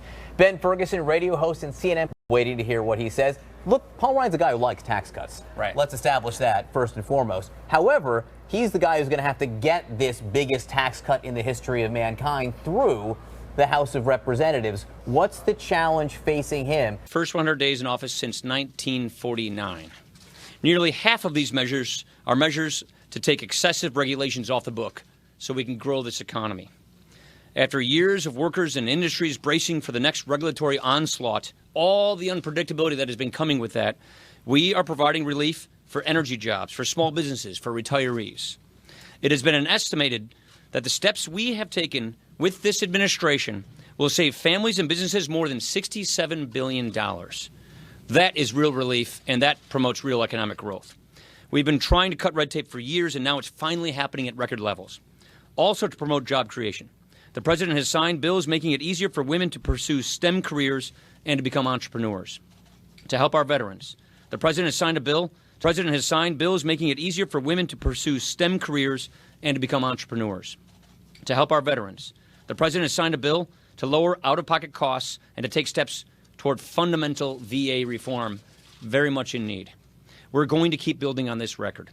Right now, we're working on a government funding bill that addresses some of the country's core priorities, including strengthening our national defense. Last week, I was in Europe visiting some of our key NATO allies, and across the board, allies are ready to see America step up and lead again. A big part of that is rebuilding our military, which is something that we're in the middle of doing right now. We're also working to fix our tax code. Today, the administration will outline its principles for pro-growth tax reform, which is a critical step forward in this effort. Pro-growth tax reform means that we will have lower rates, we will have a simpler tax code with fewer brackets, and we will have an IRS that exists only to serve the taxpayer. And we will continue to work to keep our promise to repeal and replace Obamacare so that we can lower costs and create more choices for families. We have undertaken some very big reforms to tackle entrenched problems. There is a lot of work left to do, but under the president's leadership, this unified government has made a solid start. Thank you. Good morning. Welcome back to many of you. As the Speaker talked about those bills that have moved to the President's desk prior to this Congress, only one time has the Congressional Review Act ever made it all the way to the President's desk and been signed. We have passed 15 inside this House. 13 of those have been signed into law to create, one, job creation, but at the same time to bring common sense regulation back to this country. Some of the actions that we're taking and building on just today, I know many of you watched last night the swearing in of a new member of Congress, Ron Estes from Kansas.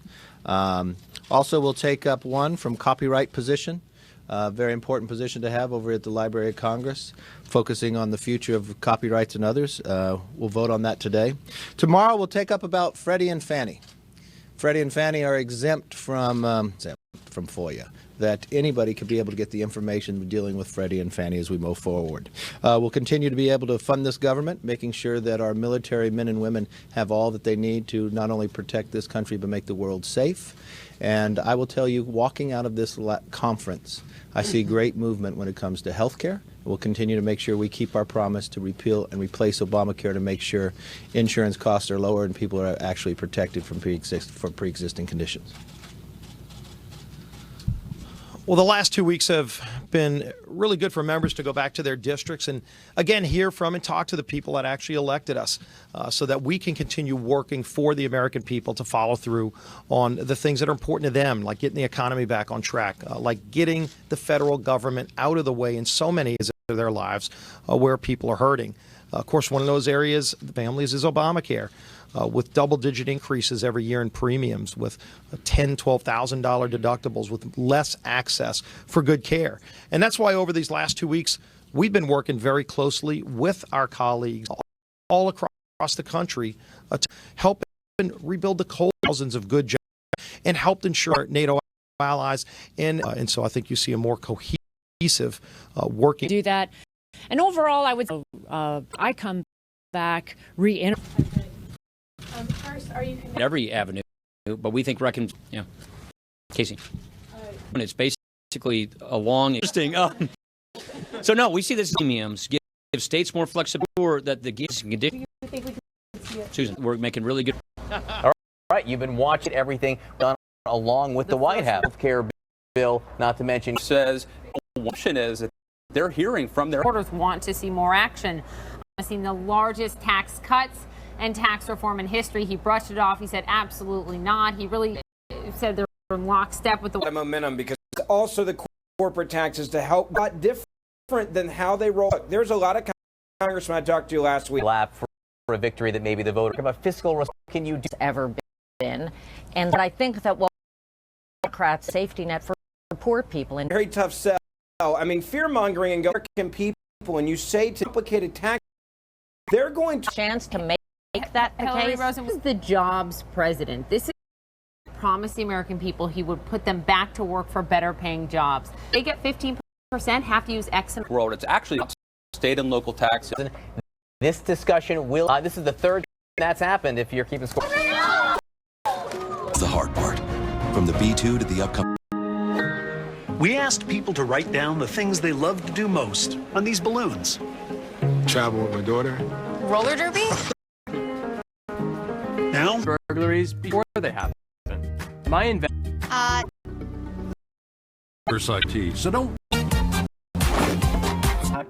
It's a senior living community. Now, there's a place. Countdown to President.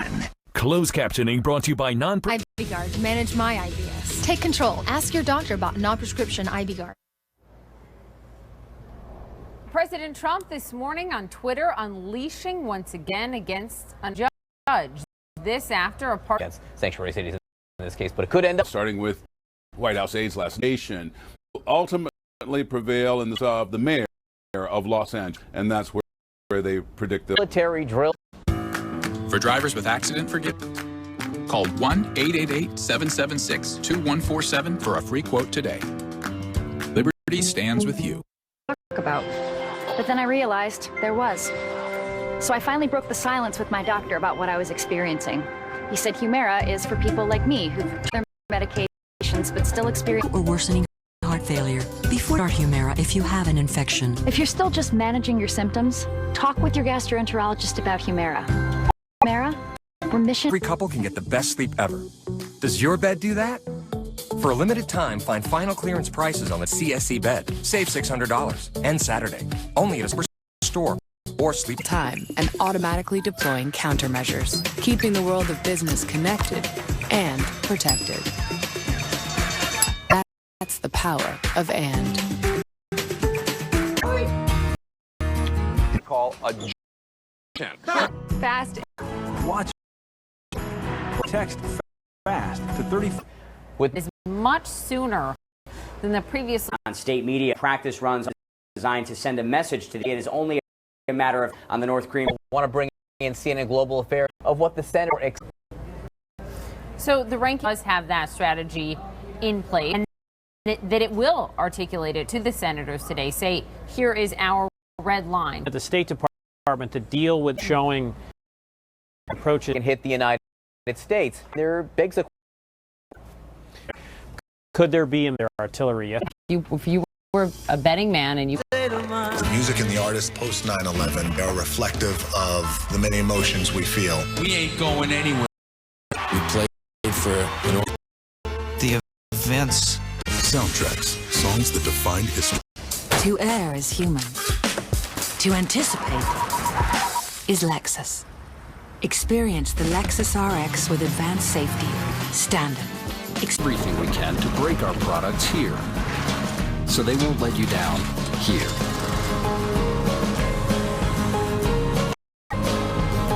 Ready to find lasting relief?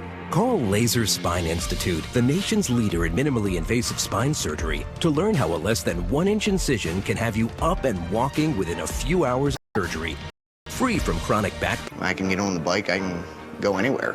The Laser Spine Institute gave me my life back. I'm still going strong today because of them. If you've been told you might need neck or back surgery, call 1-844-437-BACK now for. You can see his bottom line. Ah, that's a profit. No way you stand instantly. Visit QuickBooks.com. Advisor is a very easy way. Go to HomeAdvisor.com now. Cereal playing hide and seek. Dust builds up every week. Milk will spill when children pour. The cordless handbag. Thousands of drivers. She's a world-class swimmer who stared down the best in her sport. But for both of them, the most challenging opponent was PE blood clots in my It was really scary. Xarelto works differently. Warfarin inting with less of your body's natural blood clotting function. Don't stop taking Xarelto without talking to your doctor, as this may increase risk of blood clots. While taking unexpected bleeding, unusual bruising, or tingling. If you've had spinal anesthesia, watch for back pain or any nerve or muscle-related signs or symptoms. To help protect yourself from DVT and PE blood clots, talk to your doctor about Xarelto. There's more to know. Closed captioning brought to you by Mezzobook.com. 3700. So the biggest tax cut and tax reform in history, it's a big promise this morning from the Treasury Secretary. But this, what is the number one, asked him, what is the number one thing that you would like to see out of the Trump administration this year? What action? So I'm in 4 issues. Let's talk about that hope, because we saw what happened with health care reform. We'll see if it happens the second round, if they can get it through. But in 2017, not just tax cuts, but actual reform. Yeah, I think actually you hit the nail on the head. It's more important to get tax reform, from my perspective, than tax cuts. Tax cuts would be great. Who wants to pay more taxes? Nobody does, right? But would it be more important to make sure that we get tax reform? You know, I look at the OECD themselves, because we haven't addressed it for 30 years. It's hard. That we're number 31. I mean, who wants to be number 31? I don't. So there's a reason it hasn't happened since 1986, comprehensive tax reform. Does it happen? If you were a betting man and you put your money on it, does it happen this year? I don't know if it's going to happen this year, but I believe it's going to happen. In this administration? Yes. In this 4 years? Yeah. With Michael Gratz. He is the former Deputy Assistant Secretary for Tax Policy under George H.W. Bush. Also with us, Jonathan Gruber, an economist, professor at MIT. That's hard. And what we have here, at least we think, just tax cuts. We do not see any plans. And the hard part is, who are you going to get to pay for the tax cuts? And that seems to be the great mystery of the day. As you know, Ways and Means Chairman Brady and Paul Ryan proposed taxing imports at the border as a way to pay for tax reform. But Mr. Trump and his advisors don't seem likely to go in that direction. So it looks like the border adjustment. The economy is different now, and you've got a much, much, much bigger national debt. Mnuchin, the Treasury Secretary, promised again this morning at least 3% annual growth. Can it happen? Well, look, we don't just have to have theoretical conjectures here. We have decades of evidence at both the national level and the state level that, as Mike said, tax cuts don't pay for themselves. Indeed, they don't even come close to paying for themselves. And look, if you look at the most rapid job growth since Ronald Reagan, it was under Bill Clinton, who raised taxes on the rich. So I think the note that you said, and Jonathan was just saying right there, is, dynamic scoring is the phrase that this administration and other economists like to use. The idea that, if you cut taxes, the economy will grow so much it will bring in more revenue. You've been at this for a long time. Do you believe in the magic of dynamic scoring? Well, I believe there is some growth, and economic growth is the driver of revenues, and the federal unrealistic in the past. Jonathan, John and I are sitting up here this morning wondering if it's actually Democrats who care more about debt and deficits than Republicans at this point, because this is a president who just last year said on CNN, I am the king of debt. And he just, a month ago told New York Times Magazine, we're going to prime the pump in order to get this economy going. In other words, spend money to make a lot of money in the future. Correct me if that is not Keynesian liberalism. Look, it's once again, the facts are clear. If you look at every president since Ronald Reagan, the deficit has gone up under Republicans and down under Democrats. Bill Clinton brought the deficit into surplus. The province of Republicans are simply wrong. And I think we need to stop applying a fiscal responsibility label to people who just want to cut taxes. Let's just call them what they are, tax cutters, not fiscally responsible individuals. Michael, you worked in Republican administrations. Wanted to give you a chance to defend there. I think that we're now really hurting ourselves in the global economy by having a very high corporate tax rate. We have the highest in the world. We're creating incentives for people to borrow here, to put all their deductions in the U.S. and put all their income abroad.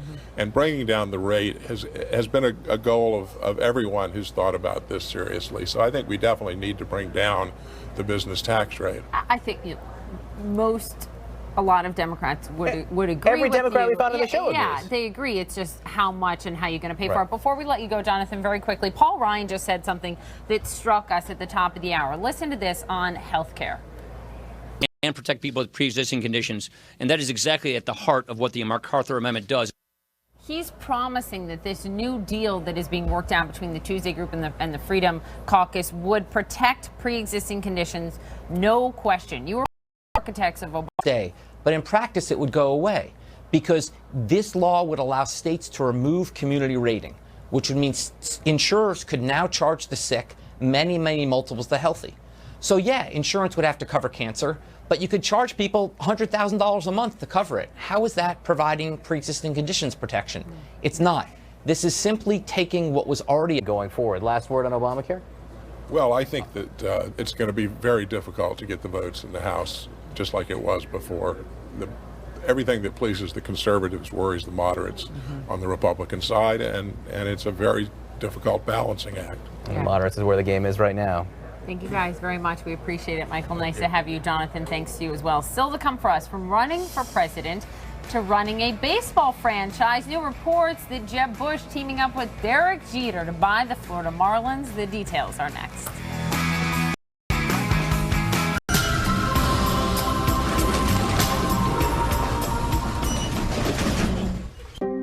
You might take something for your heart, your joints, or your digestion. So what? Your joints, or your digestion. So wide and wide. Prevagen, the name to remember. Introducing the brand new James Decker. And if y'all want to know how I stay in shape, I do it with the South Beach Diet. Lose 5 pounds in your first 2 weeks. Find out why over 11 million people chose the South Beach Diet. And now it's all new, delivering fully prepared meals right to your door. I've lost 20 pounds on the South Beach Diet. I lost 22 pounds on the South Beach Diet. It's the safe and effective way. Order South Beach right now and get 1 week free. Plus, if you call or go online in the next 2 minutes, we'll even throw in free FedEx shipping. Not available in stores. Lose 5 pounds in your first 2 weeks. Trust me, the South Beach Diet works. Call or click right now. Call 855-935-PURE or visit southbeachdiet.com and get 1 week free.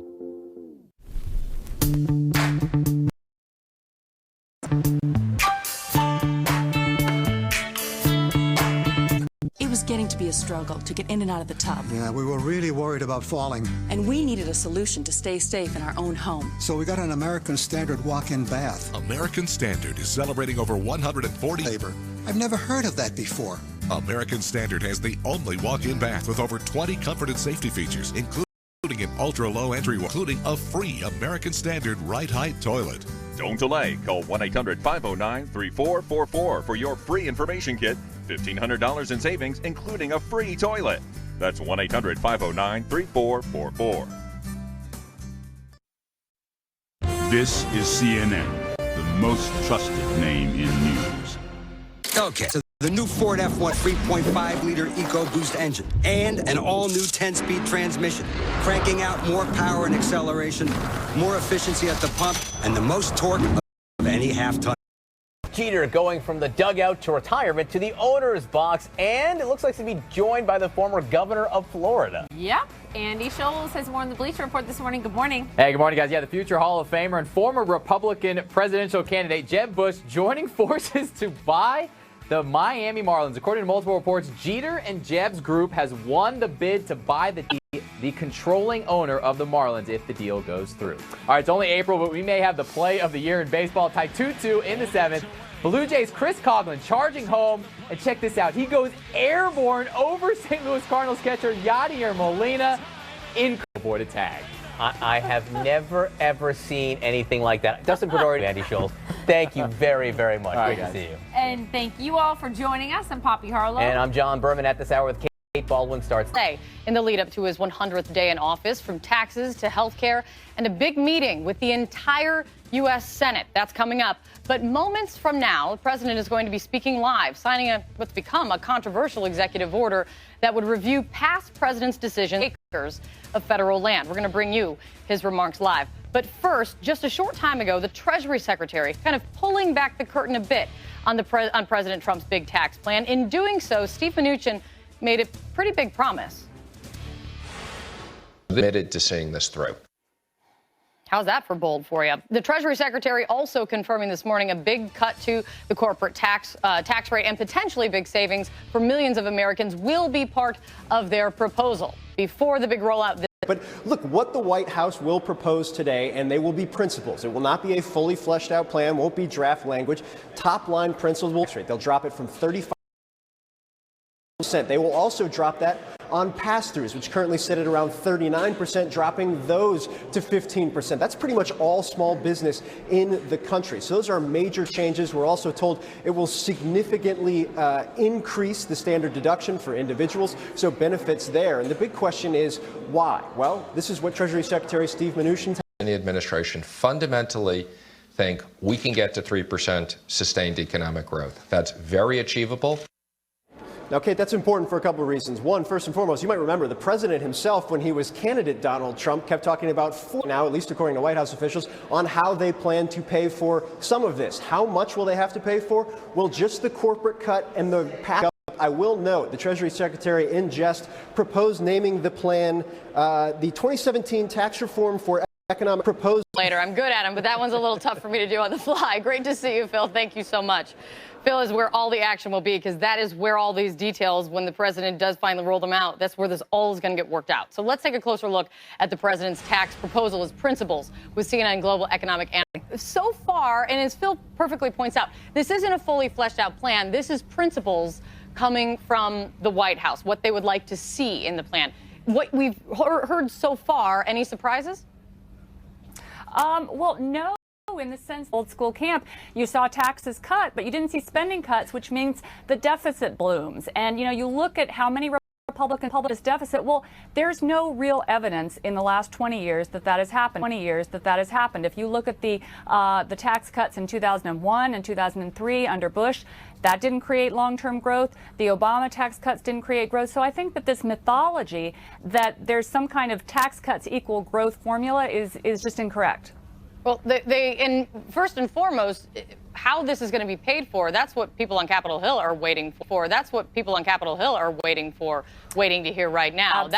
Absolutely. It's good to everybody. I mean, the bottom line is Americans like government programs, but tax cuts are something that sounds good to everybody. I mean, the bottom line is Americans like government programs, but they don't like taxes. So tax cuts are easy to pass. Tax reform means closing loopholes that a lot of us benefit from. The mortgage interest tax deduction on homes, a lot of different kinds of tax subsidized corporate debt. There are various political vested. Their principles flesh this out a little more this afternoon. What do you hope they clear up this afternoon? Well, I would really like to hear more about these supposedly dynamic models where, you know, you plug in these tax cuts and you get growth. I mean, I would look at what's happened in Kansas, Kate. That's a state where you've had a lot of tax cuts. They were supposed to create growth. They haven't. Stimulus. If we're just getting tax cuts, but we're not getting an infrastructure plan, would push fiscal stimulus. If we're just getting tax cuts, but we're not getting an infrastructure plan, we're not getting things that are really going to grow Main Street, then I don't see how we're even going to get to 3%, let alone 4%, which clearly is off the table. And I mean, kind of bottom line, as you've watched tax debates every Congress, if this isn't paid for, are Republicans going to be able to sign on for this? If this adds significantly to deficits, are Republicans going to sign on to this? You know, I think that there's going to be a lot of wrangling. I think Republicans are in a very tight spot because, let's face it, they've promised tons of tax cuts. That's how a lot of them got elected. But the first essentially a tax cut plan, which was the repeal and replace Obamacare, that was supposed to get tax benefits that could then be rolled over into a tax reform plan. That has failed. If they fail again, I think that that's going to put folks in a tough spot come the midterm elections. But again, I think that these taxes on a large postcard, as the Secretary of Treasury says, that we're going to talk about a little later today. Don't laugh. I think it sounds fabulous. If only it would work. We'll see. Love it. I love it. I'm waiting to see. All right, Rana is going to stick around. She's going to come back, and we're going to have a lively discussion with Stephen Moore, who feels a little bit differently than you about that dynamic scoring, Rana, to say the least. Thanks, Rana. More breaking news that we're following right now. Word of another executive order coming down the pike. This one involving whether the federal government is overstepping its authority when it comes to education. Let's go live right now to Joe Johns, who is at the White House for us. Joe, what can you tell us about this? What are you learning? Hey, Kate, this is very much about issue, old and standard issue for conservatives and Republicans who've worked many years in the theory that someone sitting in Washington with a 10,000-foot view of education is never going to determine if the federal government has been overstepping its authority, especially looking very closely at things the Obama administration did. This information first dug up by CNN's Dan Merica. One thing that's important to say, Kate, is that existing law already empowers the secretary to do many of the things that this order suggests she needs to. Yeah, this fits into a list of executive orders that have pushed for reviews, and you wonder how much is needed for an executive order to ask for that review of these cabinets. Great to see you, Joe. Thank you so much. We're going to keep an eye on that and have more of discussion about executive orders in just a moment. But also this latest one having to do with the president's threat to cut federal dollars from sanctuary cities. The White House, after this ruling came down, accusing the judge involved of egregious overreach and accusing local officials of having blood on their hands. CNN's Laura Jarrett has to block a key portion of his executive order on immigration, as you say. He's saying first the Ninth Circuit rules against the ban, the travel ban, and now hits again on sanctuary cities. Both ridiculous rulings. See you in the Supreme Court. And even before he sent out this tweet this morning, Kate, the White House also slammed the ruling last night, saying once again, a single district court judge has ignored federal immigration law to set a new immigration policy for the entire country.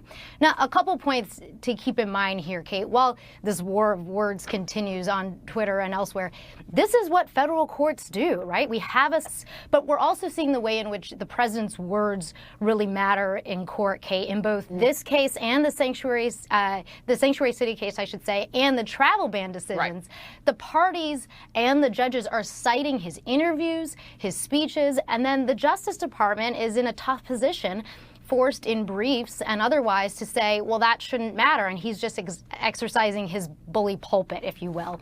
So it's not as if these tweets don't have consequences, Kate. Laura, great to see you. Thanks so much. We're going to also, though, new word of a breakthrough in the Republican effort to repeal and replace Obamacare. What is different this time? I think I've said that. Senators in a big room at the White House or in the building right next to the White House. We're about to find out. The entire Senate invited for a briefing on North Korea. Why then are critics calling this just a dog and pony show? We're going to discuss. Moments from now, the president is going to be signing a controversial executive order giving the power to roll back protections of tens of thousands of acres of federal land. We're going to take you there live for the president's remarks. Nozzle. So nozzle? Gorilla Superglue. Brush and nozzle. Of course. Brush for edge-to-edge coverage and nozzle for precise application, all in one for the toughest jobs on planet Earth. Look. This is the new house we just bought. This way Daddy will make his famous waffles. If you have a bad dream, you can come to our room. Your mama snores. This is where you'll play, get grass stains in all your clothes. Look, it's already worth more. High five. Thank you. There it is. You're not just looking for a house. You're looking for a place for your life to happen. Zillow. To help clear LDL. Repatha plus the highest dose statin drove down LDL an average of 71% more than a statin alone. Do not take Repatha if you are allergic to it. Repatha may cause allergic reactions. Signs include redness, severe rash or itching, swollen face, or trouble breathing. The most common side effects include runny nose, sore throat, common cold symptoms, flu or flu-like symptoms, back pain, and redness, pain, or bruising at the injection site. Added to a highest dose statin, Repatha lowered LDL below 70 for up to 90% of people. Ask if Repatha can get you on the path to way lower LDL. Umbrellas! You need one of these. You wouldn't put up with an umbrella that covers you part way. So when it comes to pain relievers, why put up with just part of a day? Aleve, live whole, not part. Okay, well, I'll give it to you for half off. He's a NASCAR champion who's faced thousands of drivers. She's a world-class swimmer who stared down the best in her sport. But for both of them, the most challenging opponent was PE blood clots in my lung. It was really scary. Protected. Xarelto is a latest generation blood thinner that's proven to treat and reduce the risk of DVT and PE blood clots from happening again. In clinical studies, almost 98% of patients on Xarelto did not experience another DVT or PE. Here's how Xarelto works. Acting with less of your body's natural blood clotting function.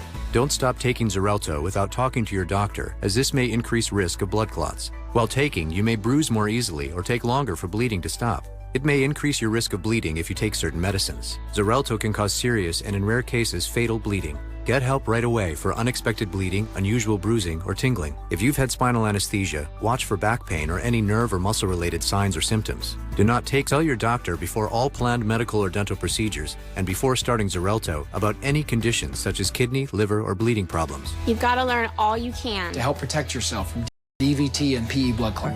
Call 1-800-831-3700.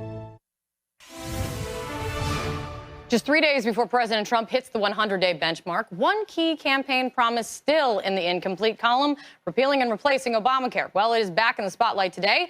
But is there new optimism on Capitol Hill? CNN national politics reporter MJ Lee has been following all of it. MJ, oh, how things can change. Where is the optimism today? What are you hearing? Well, as you were saying, just 3 days away from that symbolic 100-day Republican health care bill that was yanked from the House floor several weeks ago. It was crafted by Tom MacArthur, a leader of the Tuesday Group, and Mark Meadows, a leader of the House Freedom Caucus. Now, what exactly would this amendment do? It would allow states to get waivers to weaken certain Obamacare protections for people with pre-existing conditions, and it would also allow insurers to charge older enrollees. A number of previously no Freedom Caucus members have said that they would support the bill with this amendment in place. And what is encouraging to these conservatives is the fact that a number of outside groups, like the Club for Growth, for example, have now said that they would also support the new bill. But the amendment is not sitting well with moderates, particularly because of the negative effects that this bill is expected to have on people who are sick and people who will vote next week on this bill. Kate? On pre-existing conditions, the president had promised that provision was going to stay in whatever they did. That's an important point to keep an eye on. MJ, great to see you. Thanks so much. We're going to have more on this in just a moment. Also, in just a few hours, all 100 U.S. senators are invited to the White House for a briefing on North Korea. The move, in and of itself, is an unusual one. Typically, White House is an adequate place for the president and his national security team to brief everybody. CNN congressional correspondent Sunlen Sarfati has been watching this from Capitol Hill. What do we know, Sunlen? Are they all going? Do we know? We believe that the majority of both the Democratic senators and Republican senators are headed up there, Kate. But as you set up so perfectly, there certainly is a lot of grumbling up here on Capitol Hill coming from Senate Democrats, many of whom, yes, are going to accept the White House and their offer to go over today. But they're bringing up the very unusual location and setting for this briefing. The fact that, as you said, is taking place over at the White House complex and not up here in the secure location that was set up for these sorts of briefings up here on Capitol Hill. And a lot of Democrats questioning politics at play, the motives of the White House behind this. One Democrat calling this a stunt, another one questioning, is this a show? And another Democrat telling me last night that this just feels like something that President Trump is doing, dragging us all up there for a White House photo op. But going into this meeting, the White House is pushing back on the criticism, emphasizing that this is an important briefing and saying that it was a logistical decision, not an attempt to convey any sort of message in terms of where this briefing is happening. And we heard earlier today. To allow the Senate to better understand this threat, I asked the administration to brief all senators on the issue. And the president graciously offered to hold the meeting down at the White House. So I would encourage all of our colleagues to attend this afternoon's meeting. Now, there also will be a second briefing over here in the Capitol for all House members this evening by members of the administration, the Secretary of Defense, the Secretary of State. But in the midst of all of the politics about the location, Kate, there certainly is a lot here that senators and House members want to learn. And talking to members yesterday and today, many of them say, I hope that we actually learn something new. I hope the fact that they're questioning even the motives of the location for this meeting is kind of a perfect statement of exactly how things are going between Congress and in the White House right now. Great to see you, Sunlen. Thank you. Any moment now, President Trump will speak live and sign a controversial executive order that rolls back protections of federal lands from previous presidents. We're going to bring you there live. This is a pivotal day for this president. This could be a big move from him. Like, imagine having your vehicle serviced from the comfort of your own home. Introduce There's an old saying in the Navy that the toughest job in the Navy is a Navy wife. And if you've made the deployments and you've been the wife at home, it allows you to borrow up to 100% of your home's value. So if you're in a situation where you need some help financially, give us a call. Go to newdayusa.com or call 1-855-575-7933 for a home loan that's VA guaranteed. For veterans who want to refinance, that can mean a lot. That's me. Call New Day USA now, 1-855-575-7934. I didn't realize how bad my smile was with fillings and Her failing teeth with dental implants that look, feel, and function like strong, natural teeth. All the specialists with all the technology they need are in one spot. That makes delivering this 21st century world-class dentistry very easy to do, and we do it in one day. I can laugh, people crack a joke, and I smile. It was a life change. Here. They not only helped to rebuild my smile, but helped me to rebuild my self-confidence. They really set me free. I mean, look at this smile. At Clear Choice, you're about to discover what you've been missing all these years. 30 Boomers has Hep C, yet most don't even know it. Because it can hide in your body for years without symptoms. And it's not tested for in routine blood work. The CDC recommends all baby boomers get tested. If you have Hep C, it can be cured. For us, it's time to get tested. That means now may be a great time to shop for an AARP Medicare Supplement Insurance Plan, insured by United Healthcare Insurance Company.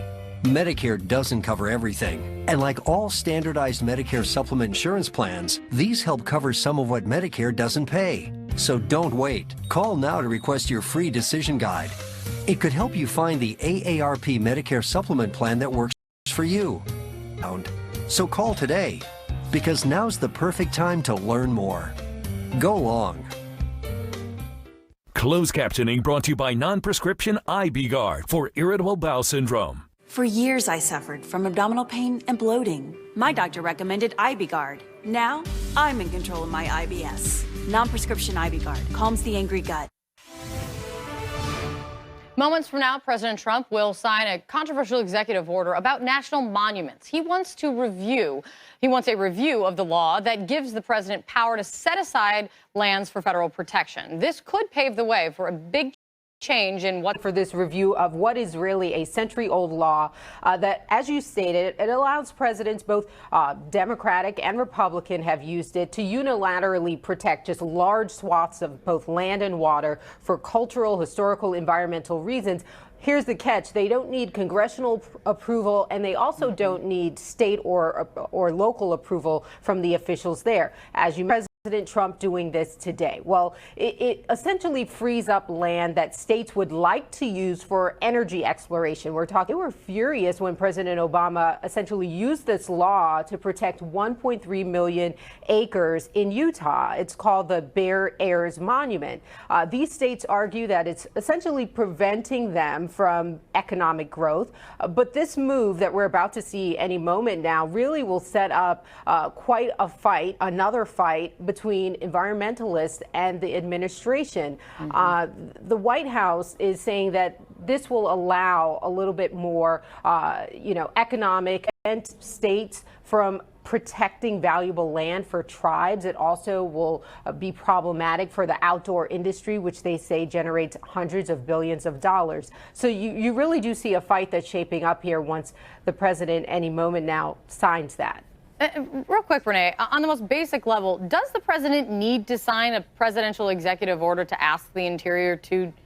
The reason why they'd rather see this go through Congress is because they feel like it'd have a lot more staying power. If you sign an executive order, what will happen is perhaps 4 years from now, we'll be right back here where you have another president who may not agree, be able to just reverse this higher administrations, or it would allow them to reduce the protections of a specific site. That is something that we've never seen before, where you have a segment of land that's been designated as protected by another president, and now President Trump would come in and essentially wipe that off the slate. That's something that is uncharted territory. And so very clearly, as you lay out, setting them up for a fight. Renee, thank you so much. She's going to be sitting by with us as we wait for the president to take the microphone. As we wait for that, let me bring in right now, Jason Miller is with me, CNN political commentator, former senior communications advisor for the Trump campaign. Kevin Madden is here. He's a CNN political commentator and former senior advisor, of course, to Mitt Romney's president. president because we could learn a little bit more about what he is looking for. But Kevin, it sounds on the surface, if you're watching this at home, it sounds innocuous. The president wants a review of what presidential power there is to designate land as protected or not, I guess, in this case. But this is a big deal out west. What are the politics behind this?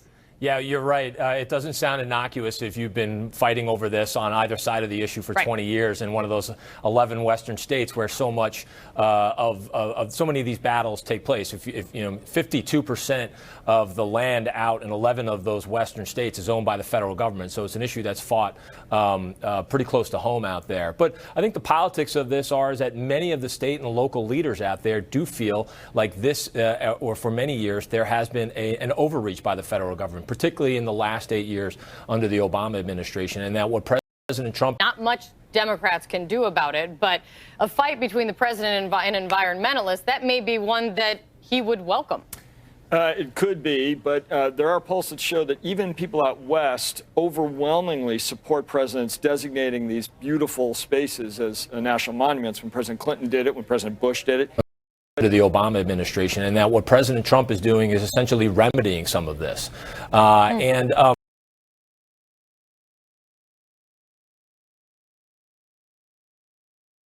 Power, and to give that power back to the states and to the people where it belongs.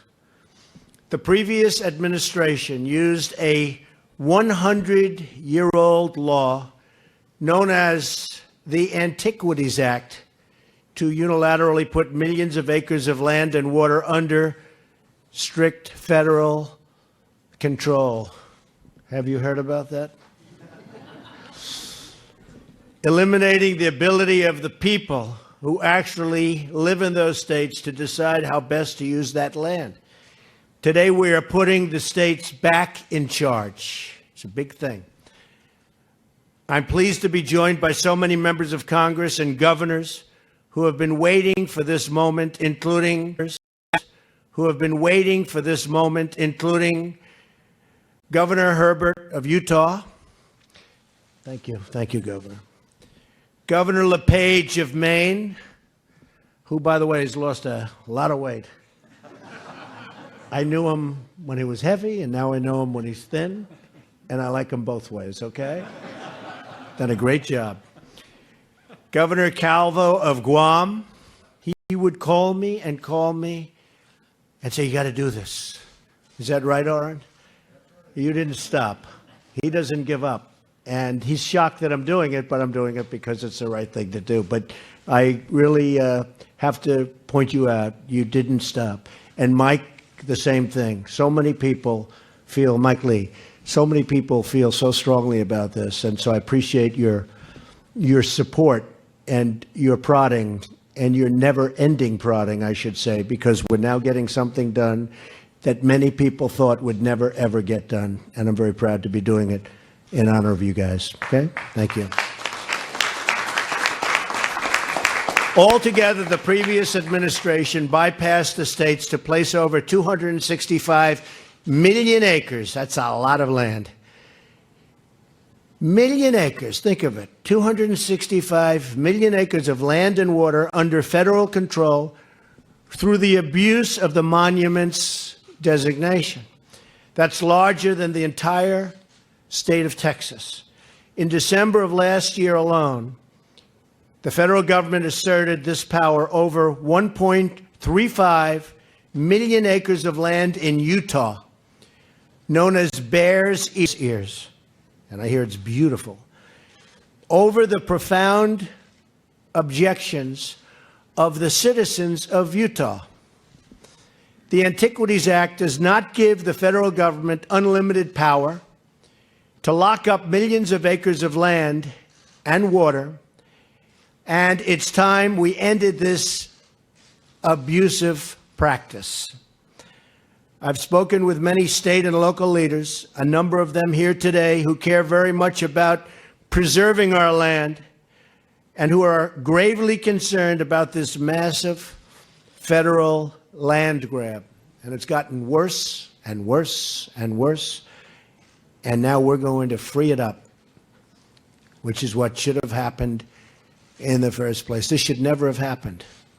That's why today I'm signing this order and directing Secretary Zinke to end these abuses and return people back in charge of their government and their lives. And again, I want to congratulate the Secretary. I want to congratulate Orrin and Mike and all of the people that worked so hard on bringing it to this point. And tremendously positive things are going to happen on that incredible land, the likes of which there is nothing more beautiful anywhere in the world. But now tremendously positive things will happen. So I want to thank you. I want to thank everybody for being here. God bless you all, and God bless America. Thank you. Thank you very much. So I'll sign.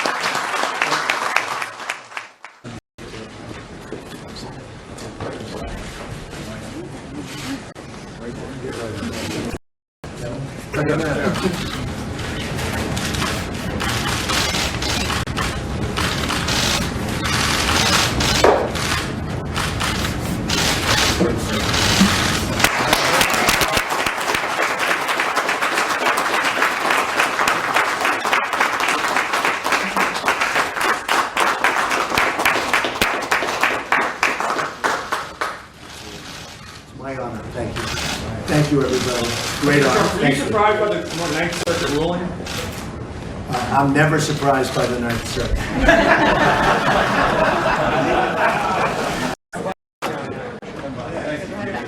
All right, a couple of things there. President Trump signed the executive order as he promised, and what exactly the president says. They are going to free up that land. He's going to change how much of that land is federally protected, handing it back to the states, he said. But also at the very end, just to note, he was asked about the ruling in sanctuary cities, which we'll be discussing in much further detail. He says, I'm never noting it was not the Ninth Circuit that made this decision. It was a federal district court.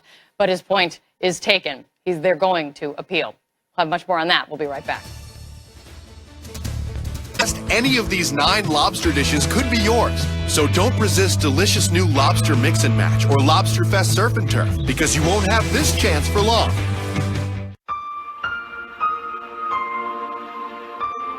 Are you missing out on life because you're putting off neck or back surgery? Call Laser Spine Institute, the leader in minimally invasive spine surgery, to learn how a less than 1-inch incision can have you up and walking within a few hours of surgery, free from chronic back pain and other chronic conditions. Call today for your no-cost MRI review. There were times my boss would send me home because I was in excruciating pain. Going to Laser Spine Institute, I go in, I have the procedure, and walk out a changed person, good to go back to work. I can't tell you how much happier I am. It's changed my life completely. If you've been told you might need neck or back surgery, call 1-800-347-BACK now for your no-cost MRI review. It's the Ace Buy One, Get One free sale. Find amazing Buy One Door. So many deals, we can't show them all. Hurry in. The Ace Buy One, Get One free sale ends Sunday. Ace is the place with the helpful hardware, folks. It's time to pick a used car. I really don't want to get ripped off. I can help. Yeah, show me the Carfax. Only Carfax gives you the most accurate price based on a car's history. Start your used car search and get free Carfax reports at Carfax.com. Duncan just protected his family with a $500,000 life insurance policy. How much do you think it cost him? $100 a month? $75? $50? Actually, Duncan got his $500,000. Duncan's wife Cassie got a $750,000 policy for $19 a month. Give your family the security it needs at a price you can afford. Since 1985, SelectQuote has saved over $1 million. Discover what over 1 million families know now. We shop, you save. If you've been turned down for a mortgage because of credit or tax return issues, Cash Call Mortgage now has credit and income-solving mortgages with no closing costs. Just call 855-890-CASH and we'll work with you to find a solution to your mortgage issues. Countdown to President Trump's first 100 days. Words matter, deeds matter as well. A special primetime edition of The Lead with Jake Tapper. This is a wild deviation from basic White House protocol. Tonight at 9 Eastern on CNN. More on our breaking news. President Trump reacting to a court decision that blocks his executive order to withhold federal funds from so-called sanctuary cities. The president says he's never surprised by the Ninth Circuit and says, we'll see you at the White House put out in a statement last night, Mr. Herrera, saying those city officials who authored these policies have the blood of dead Americans on their hands. Your response? I think it's outrageous. Unfortunately, the president and the attorney general have sought to justify their executive order by politicizing tragic deaths of individuals for political gain, instead of focusing on the value that sanctuary cities give to promoting cooperation between law enforcement and communities, and between law enforcement and communities to actually keep communities and streets safer. And I think that what we learned as a result of this decision was this dramatic overreach by both the president and the attorney general does nothing but serve a purpose of division and divisiveness, and their time would be much better spent moving on to other issues and making sure that we're working together to promote safe streets. I want to get to that in just a second, but you, of course, were the first city to bring this. You were the city to bring the suit against this first. Last night and today, the White House is calling this forum shopping. That you were looking for a sympathetic court. Is that what you were doing? Not at all. I mean, the jurisdiction that we live in here in San Francisco is the Northern District of California and the Ninth Circuit. We filed our lawsuit here, and the interesting thing is, this was a nationwide injunction that was anywhere else, the result would have been the same. That we do not know. Then the nationwide injunction is in place, but in court, Mr. Herrera, the government argued that it didn't intend to withhold significant amounts of money. They said it was actually much smaller than folks had thought it was. It was not all federal funding to sanctuary cities. The judge seemed to acknowledge that. So, are you overstating how hard it would actually hit your city? Well, the problem was that the executive order was so poorly drafted and so vaguely worded. And in conjunction with that, you had public statements from both the president as a candidate and after he was elected, and the attorney general at a press conference in the White House press room. Really, that's precisely why we were forced to bring the lawsuit. So we had that certainty, and we could make those decisions during the course of our budget process to make sure that we weren't dramatically impacted. And real quick, since you did bring it up earlier that you think that the administration should move on and that they were using people for political purposes. I did notice this in the statement that you put out last night. You wrote this and you put this out in part. His first 100 days have been a disaster. I hope for all our sakes he can turn this around. If you think the president is playing politics here, that seems to cross over from kind of a legal argument to more of a political argument in and of itself. Was this case about politics? I don't think so. It's about keeping the streets safe and communities safe. And unfortunately, instead of looking to the Constitution and the law, the president is trying to exploit tragic circumstances for political gain. And we're being forced to defend the Constitution in court. So I think it's the furthest thing from politics. Well, a big win in court for you, and on to the next step, as the president says, he may see you, Mr. Herrera, at the Supreme Court. Thank you so much for coming in. I appreciate it. Thank you, Kay. All right, my panel is back with me. Let's discuss this a little bit further now that the president was talking about it. Kevin Madden, let's discuss this. This is... Well, look, I think the intentions are very clear by the administration. I think they have a very valid policy argument about states and localities, the rule of law, enforcing existing statutes, particularly developing firmer legal ground for some of their actions. So, when it happens once, you should learn a little bit more so that the second time you do it, it's improved. And by the third time, you've got it perfectly. It hasn't seemed to be the case right now. But I think that is also one of the reasons for that is that these are very highly charged issues. And so many of the president's opponents are dug in, and they're going to sue no matter what the executive order says. So I think there just has to be a greater level of preparation, and the teams that are putting together the legislation or the executive orders have to make sure that they're on much more firmer legal ground. And also remind the president, as Mr. Herrera said, that... And one thing, Jason, the fact that the judge actually cited to back his ruling another ruling that Republicans applauded against Obamacare. That was the ruling that this judge cited in this case. I mean, what's your response to that? Can Republicans really fight this? Okay, let's go and put this in the proper context. I mean, this is about enforcing laws that are already on the books. I found it highly disingenuous that the counselor came on and talked about enforcing the Constitution when that is what this entire fight is about. I mean, when you look at the tragic deaths or tragic murders of people like Kate, this is so much pain and hardship that they've had to go through. This is this is just such an overreach. And to be clear, this is forum shopping. They knew what was going to happen here. This will go to the Ninth Circuit. I'm sure we know which way the Ninth Circuit is going to go, and then we'll probably battle this out in the Supreme Court. But what I don't understand from the left is how they like the laws that they seem to agree with, and then they dislike the laws and refuse to enforce. Well, that was my whole Like. point that was my whole point about asking about this. Is the Republicans applauded a decision by a judge that cited this exact thing, that basically the president can't nitpick and hold strings attached have used this. Let me get Matt in here. Matt, you can respond. Your take on this.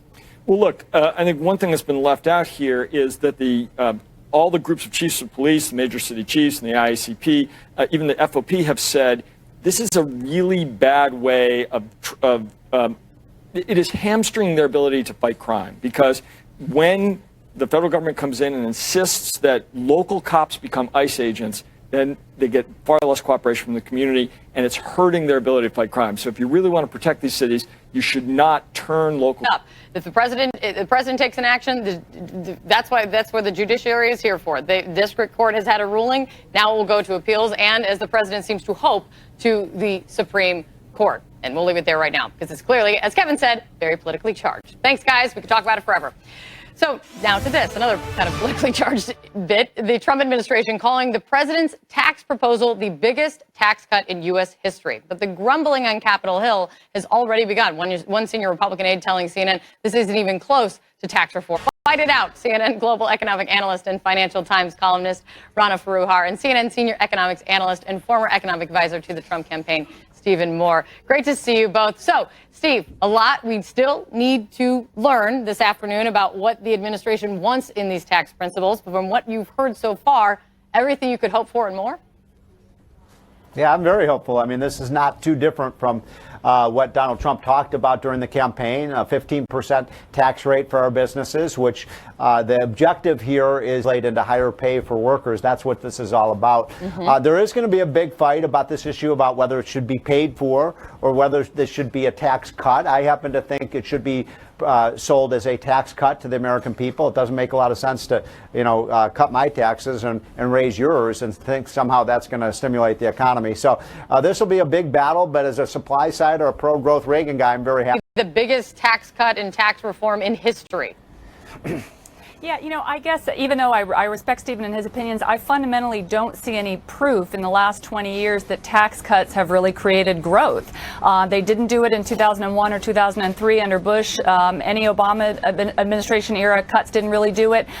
There's just not a lot of evidence that this works. And really, if you look back historically, businesses don't invest because of low tax rates. They invest because they find new ideas and an environment in which they think that they can make money. The growth rate to pay for it, because otherwise you end up running up the deficit, which is exactly actually what happened during the Reagan era, particularly the first term. Steve, can you just talk to me about what you think of the optics? I mean, the president made a big deal that this announcement was coming today. He kind of telegraphed it last week. The one out there in the face of this? Yeah, I would. I think this is one of his primary policy initiatives. It's about, I've always said he's got to do three things this year. He's got to build that wall, he's got to get Obamacare repealed, and then we got to do this tax cut. So I'd love to see that. But look, we've tried this before, and it certainly worked in the 60s under Kennedy. It worked in the 80s under Reagan, where we had a big explosion of growth. Even, by the way, in 2003, when we did the capital gains cut and the dividend cut, we saw some pretty good growth rates in 2003, 4, 5, 6, and 7. So it seemed to be successful. One other quick thing. All of these other countries around the world are cutting their business tax rates. I mean, my goodness, France just announced that they're going to be, the two candidates say they're going to cut their business tax rate. And my only point is we can't. Concept that Steve Mnuchin is talking about, and you've heard economists kind of promote it in the past, as well as you can file your tax. He wants Americans to be able to file their tax returns basically on a large postcard. That sounds fabulous, but does that also mean that all the deductions that people have depended on will have to go away? Well, people have depended on will have to go away? Well, okay, first of all, yeah, great. If we could do it on a postcard, awesome. Not holding my breath for that. I will say that, when you talk to both individuals and businesses, they'll say that the complexity, the sheer complexity of the U.S. tax code, even really important that we start closing some of these loopholes, particularly unproductive kinds of tax subsidized debt for both individuals and corporations.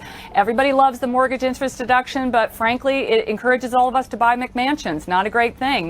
We have to start tackling some of these things politically. We've got an official countdown, guys, because you're going to lose your satellite window, and I don't want to think it's my fault. Great to see you both before you go to black. I really appreciate it. Thanks for your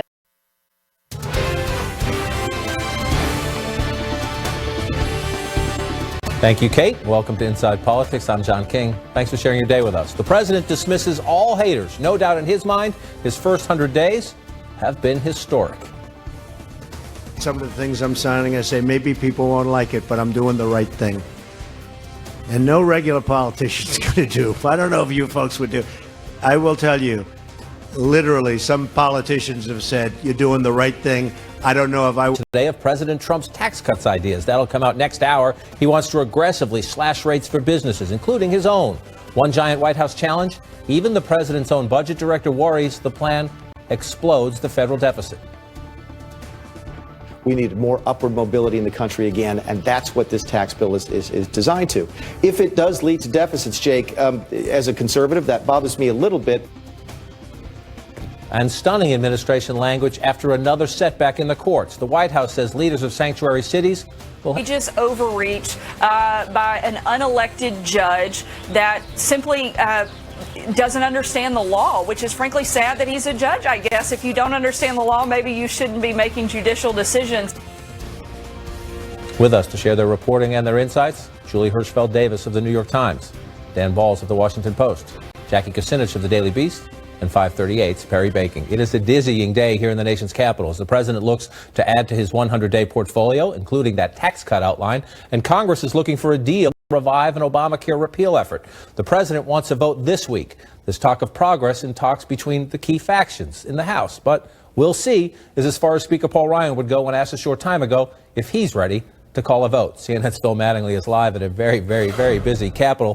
Phil, let me start with the question about the spending deal. What's the biggest holdup at this hour as they try to avert a shutdown Friday? Yeah, John, the border wall, that's old news. That's officially out. Right now, it's a battle between Democrats and the Trump administration for something called cost-sharing reduction subsidies. Now, what does that actually mean? It's about $7 billion annually that is given to insurers to help with the subsidies on Obamacare. Now, up to this point, he saw this as leverage in that he didn't want to pay for it, might not pay for it, and if they wanted the money, Congress would have to appropriate that. Because of that, Democrats have now set this down, at least on the leadership level, and said that money needs to be funded in this government bill deal, and that's why right now we're at an impasse as they slowly work their way through the language, John. And at that impasse, slowly working through the language, I guess 2.5 days to try to get it done. Phil, I was struck by the speaker's tone. Number one, MacArthur Amendment was trending on Twitter for a little bit after the speaker talked about it. But is he convinced? I know that members of the Freedom Caucus and some of the moderates think they've made a lot of progress on Obamacare repeal. The speaker's hands are still singed from the first time around. Is he prepared to bring it to a vote this week? And it's important to note that the speaker is really taking a step back through this now. I think we could say third iteration of trying to get a health care repeal and replace through the U.S. House. I can say what I hear now from leadership officials is nobody's convinced of anything. They are cautiously optimistic that perhaps this is a pathway forward. There's no question the conservatives in the Freedom Caucus are largely coming into line. The outside conservative groups are saying, go ahead, we're okay with this. That's very important. But this all comes down to the moderates, and the calculation is simply this. Do you vote for something that could be extremely politically damaging, particularly on the headline level, given what this amendment would do, and risk your political future? Or do you abstain and risk the wrath of being blamed with sinking repeal and replace? That's the calculation that's going on right now. What we know is over the course of the next 48 hours, they're softly whipping the vote, trying to get a sense of where their members are. Best case, perhaps a vote next week. Worst case, maybe we're looking at 4.0 or 5.0. Who knows at this point, John? All right, Phil, I'm sure you know the shortest direct line to an espresso machine in the next 2.5 days. We'll keep in touch with Phil Mattingly up on Capitol Hill. Let's bring it into the room. We're laughing about it, but every one of these pieces of this puzzle are serious business. Let's start with the shutdown talk. And the administration essentially saying, we don't want to make the payments to essentially sustain the existing Obamacare law. Is it a bluff? They backed off on the wall, and if are they going to back off here, or are Democrats going to face a choice of essentially passing a spending bill that doesn't have that money in there, and then seeing whether or not the administration signs the check or not? Well, it's hard to imagine that it's anything other than a bluff, because if they did follow through with this, it's not Democrats that are going to be blamed for the consequences here. I mean, President Trump is the president. If these aren't there, then he's going to face some consequences, political and otherwise. And while Democrats may share in that, that is not a great place for him to be on the 100-day. While Democrats may share in that, that is not a great place for him to be on the 100-day mark. So I think you're right. He's been bluffing on the wall and, you know, on the first healthcare vote go around. And I think there's some questions. Still, Republicans control every lever of government here. So the idea that Democrats would shoulder the blame for protecting Obamacare subsidies doesn't really, I can't really see that hurting them politically to stand up, to say they were standing up to the president, which is what their base is called for, and which is what you're hearing from leadership. I'm assuming this president, Dan, doesn't want to shut down on his 99th day or going into his 100th day. But if you if you go back in time, a lot of people say, well, the Republicans will pay the price for this. If you go back in time, they did shut down the government for a brief period of time, and everybody thought the Republicans were going to get doomed for it. In the election after that, the Republicans kept the House, and then they won the Senate, and then they won the presidency. There are some conservatives who say, no, actually, if we stand on principle, we won't get blamed. Well, that's right, and memories can be short on the implications of a government shutdown, particularly if one gets resolved fairly quickly. I think the choice for the president is he has caved on a couple of things already, as Julie indicated. If he continues to make demands and then backs off, he continues to send signals that he's not as tough a deal maker as he claims to be, and I think that's the calculation they have to make. But I agree with Jackie that the bigger issue for the Republicans is, do they want this to be the story on the 100th day when they have spent the week talking about how successful they have been in all the things they've tried to do? And one of the remarkable things, if you look at the ABC Washington Post poll, the most recent, I believe, is that the president has backed down. They insisted. They said last week, we want the those are the Obamacare repeal and replace numbers up there. I just want to show. Well, actually, take those down. We'll get to that point in a minute. But I want to get to this idea that the president, and they had said, is there a price to pay down the line? They're with him now, but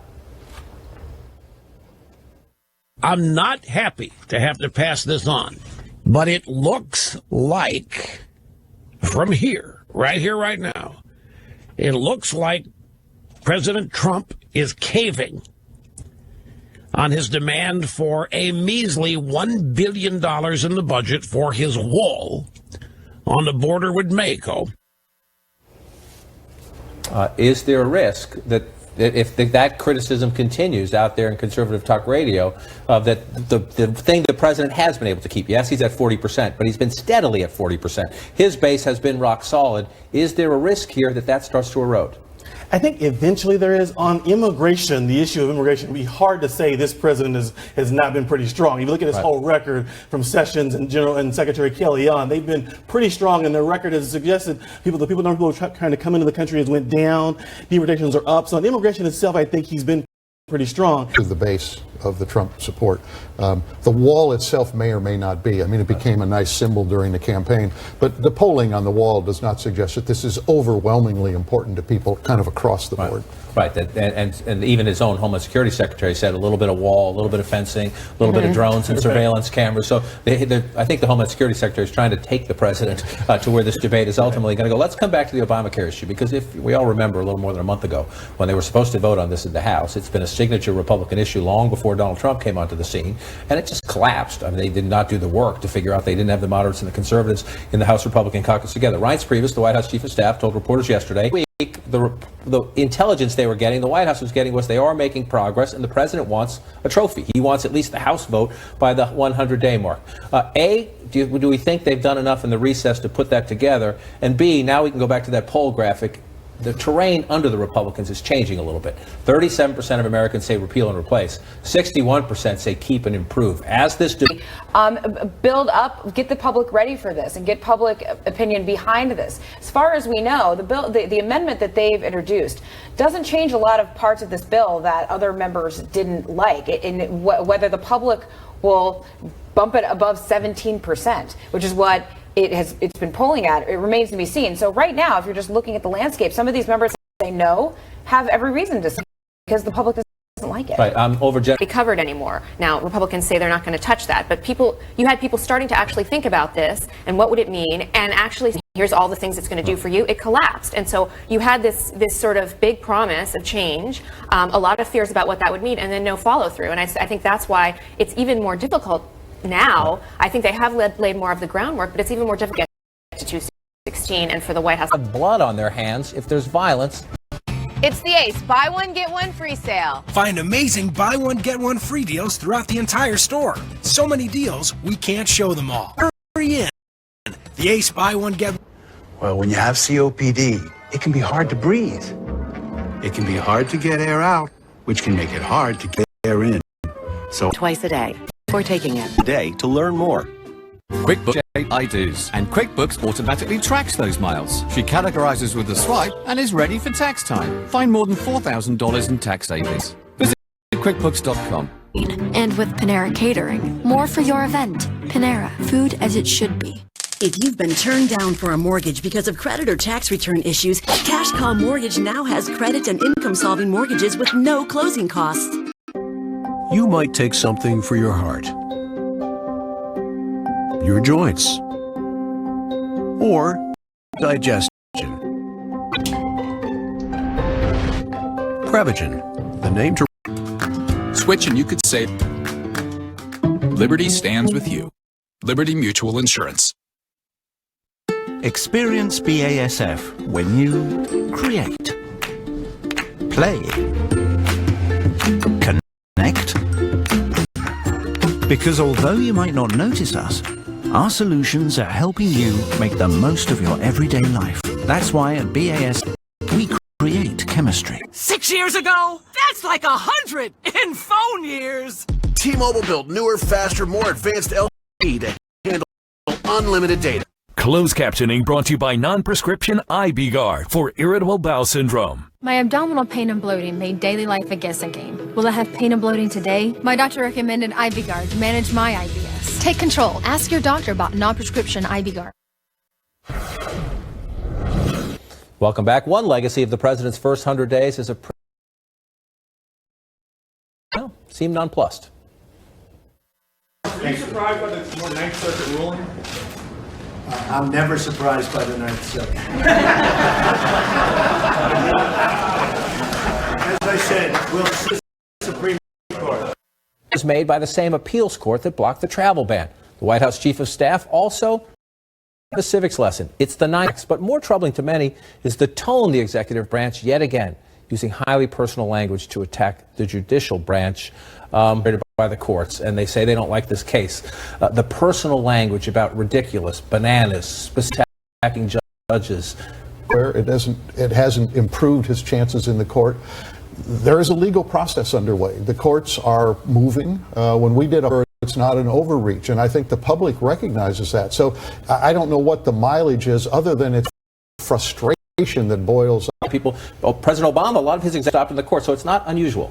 And you didn't hear his AG criticizing the courts, which is really fascinating. I think it was last week that you heard Jeff Sessions, who us versus them, with whoever decides to challenge them. And if it happens to be the judicial branch, it's the judicial branch. Is it in part because this is a trademark issue for President Trump? And again, to the consistency, a lot of people look at the 40% approval rating and say it's historically low, and in fact it is. But it also the president criticized the judge. The chief of staff criticized the judge. The press secretary criticized the sanctuary cities. San Francisco and cities like it are putting the well-being of criminal aliens before the safety of our citizens. And those city officials who authored these policies of dead Americans on their hands. This statement was, I've not been around as long as you and Dan, but this statement was unusual. The press secretary, the use of the phrase, whether the Muslim ban or the sanctuary cities, these are core issues that Trump talked about essentially from the first few months of his campaign. That's in part why they are responding so strongly. And the idea also, these judges, Sean mentioned this is a judge from San Francisco, before was a judge in Hawaii. These are not conservative places. So it is a little bit of a statement of the base as well. But the other thing is, if they cut funding to these cities, it's actually, this works its way through the courts. But there's a strong emotional message. I mean, Sean Spicer's language may be over the top in terms of blood on your hands, but there is a strong emotional resonance to the idea that people who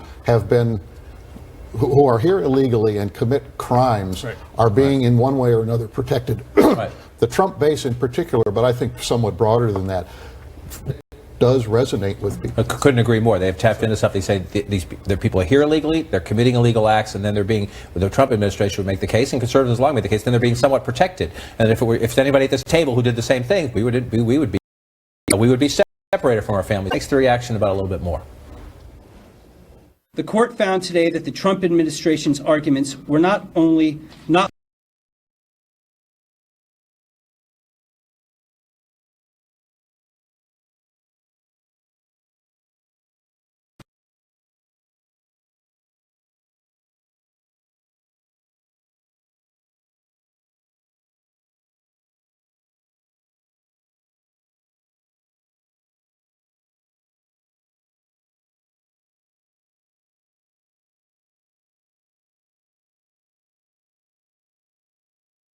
crackdown on criminal conduct, but it's not as easy as it sounds. And the way that President Trump had talked about it on the campaign trail and has talked about it since he took office, not a bad place for them to be while they figure out how or whether this is actually possible. Politically safe.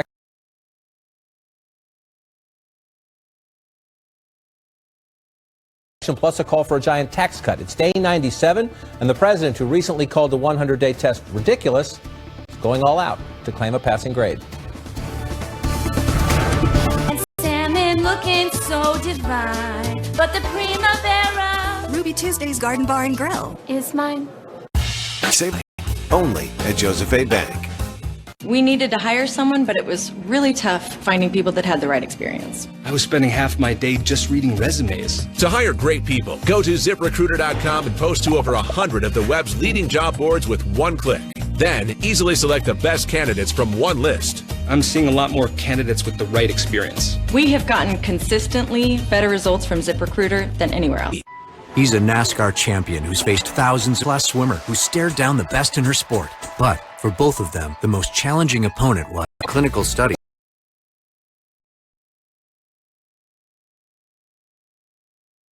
Don't stop taking Xarelto without talking to your doctor, as this may increase risk of blood clots. While taking, you may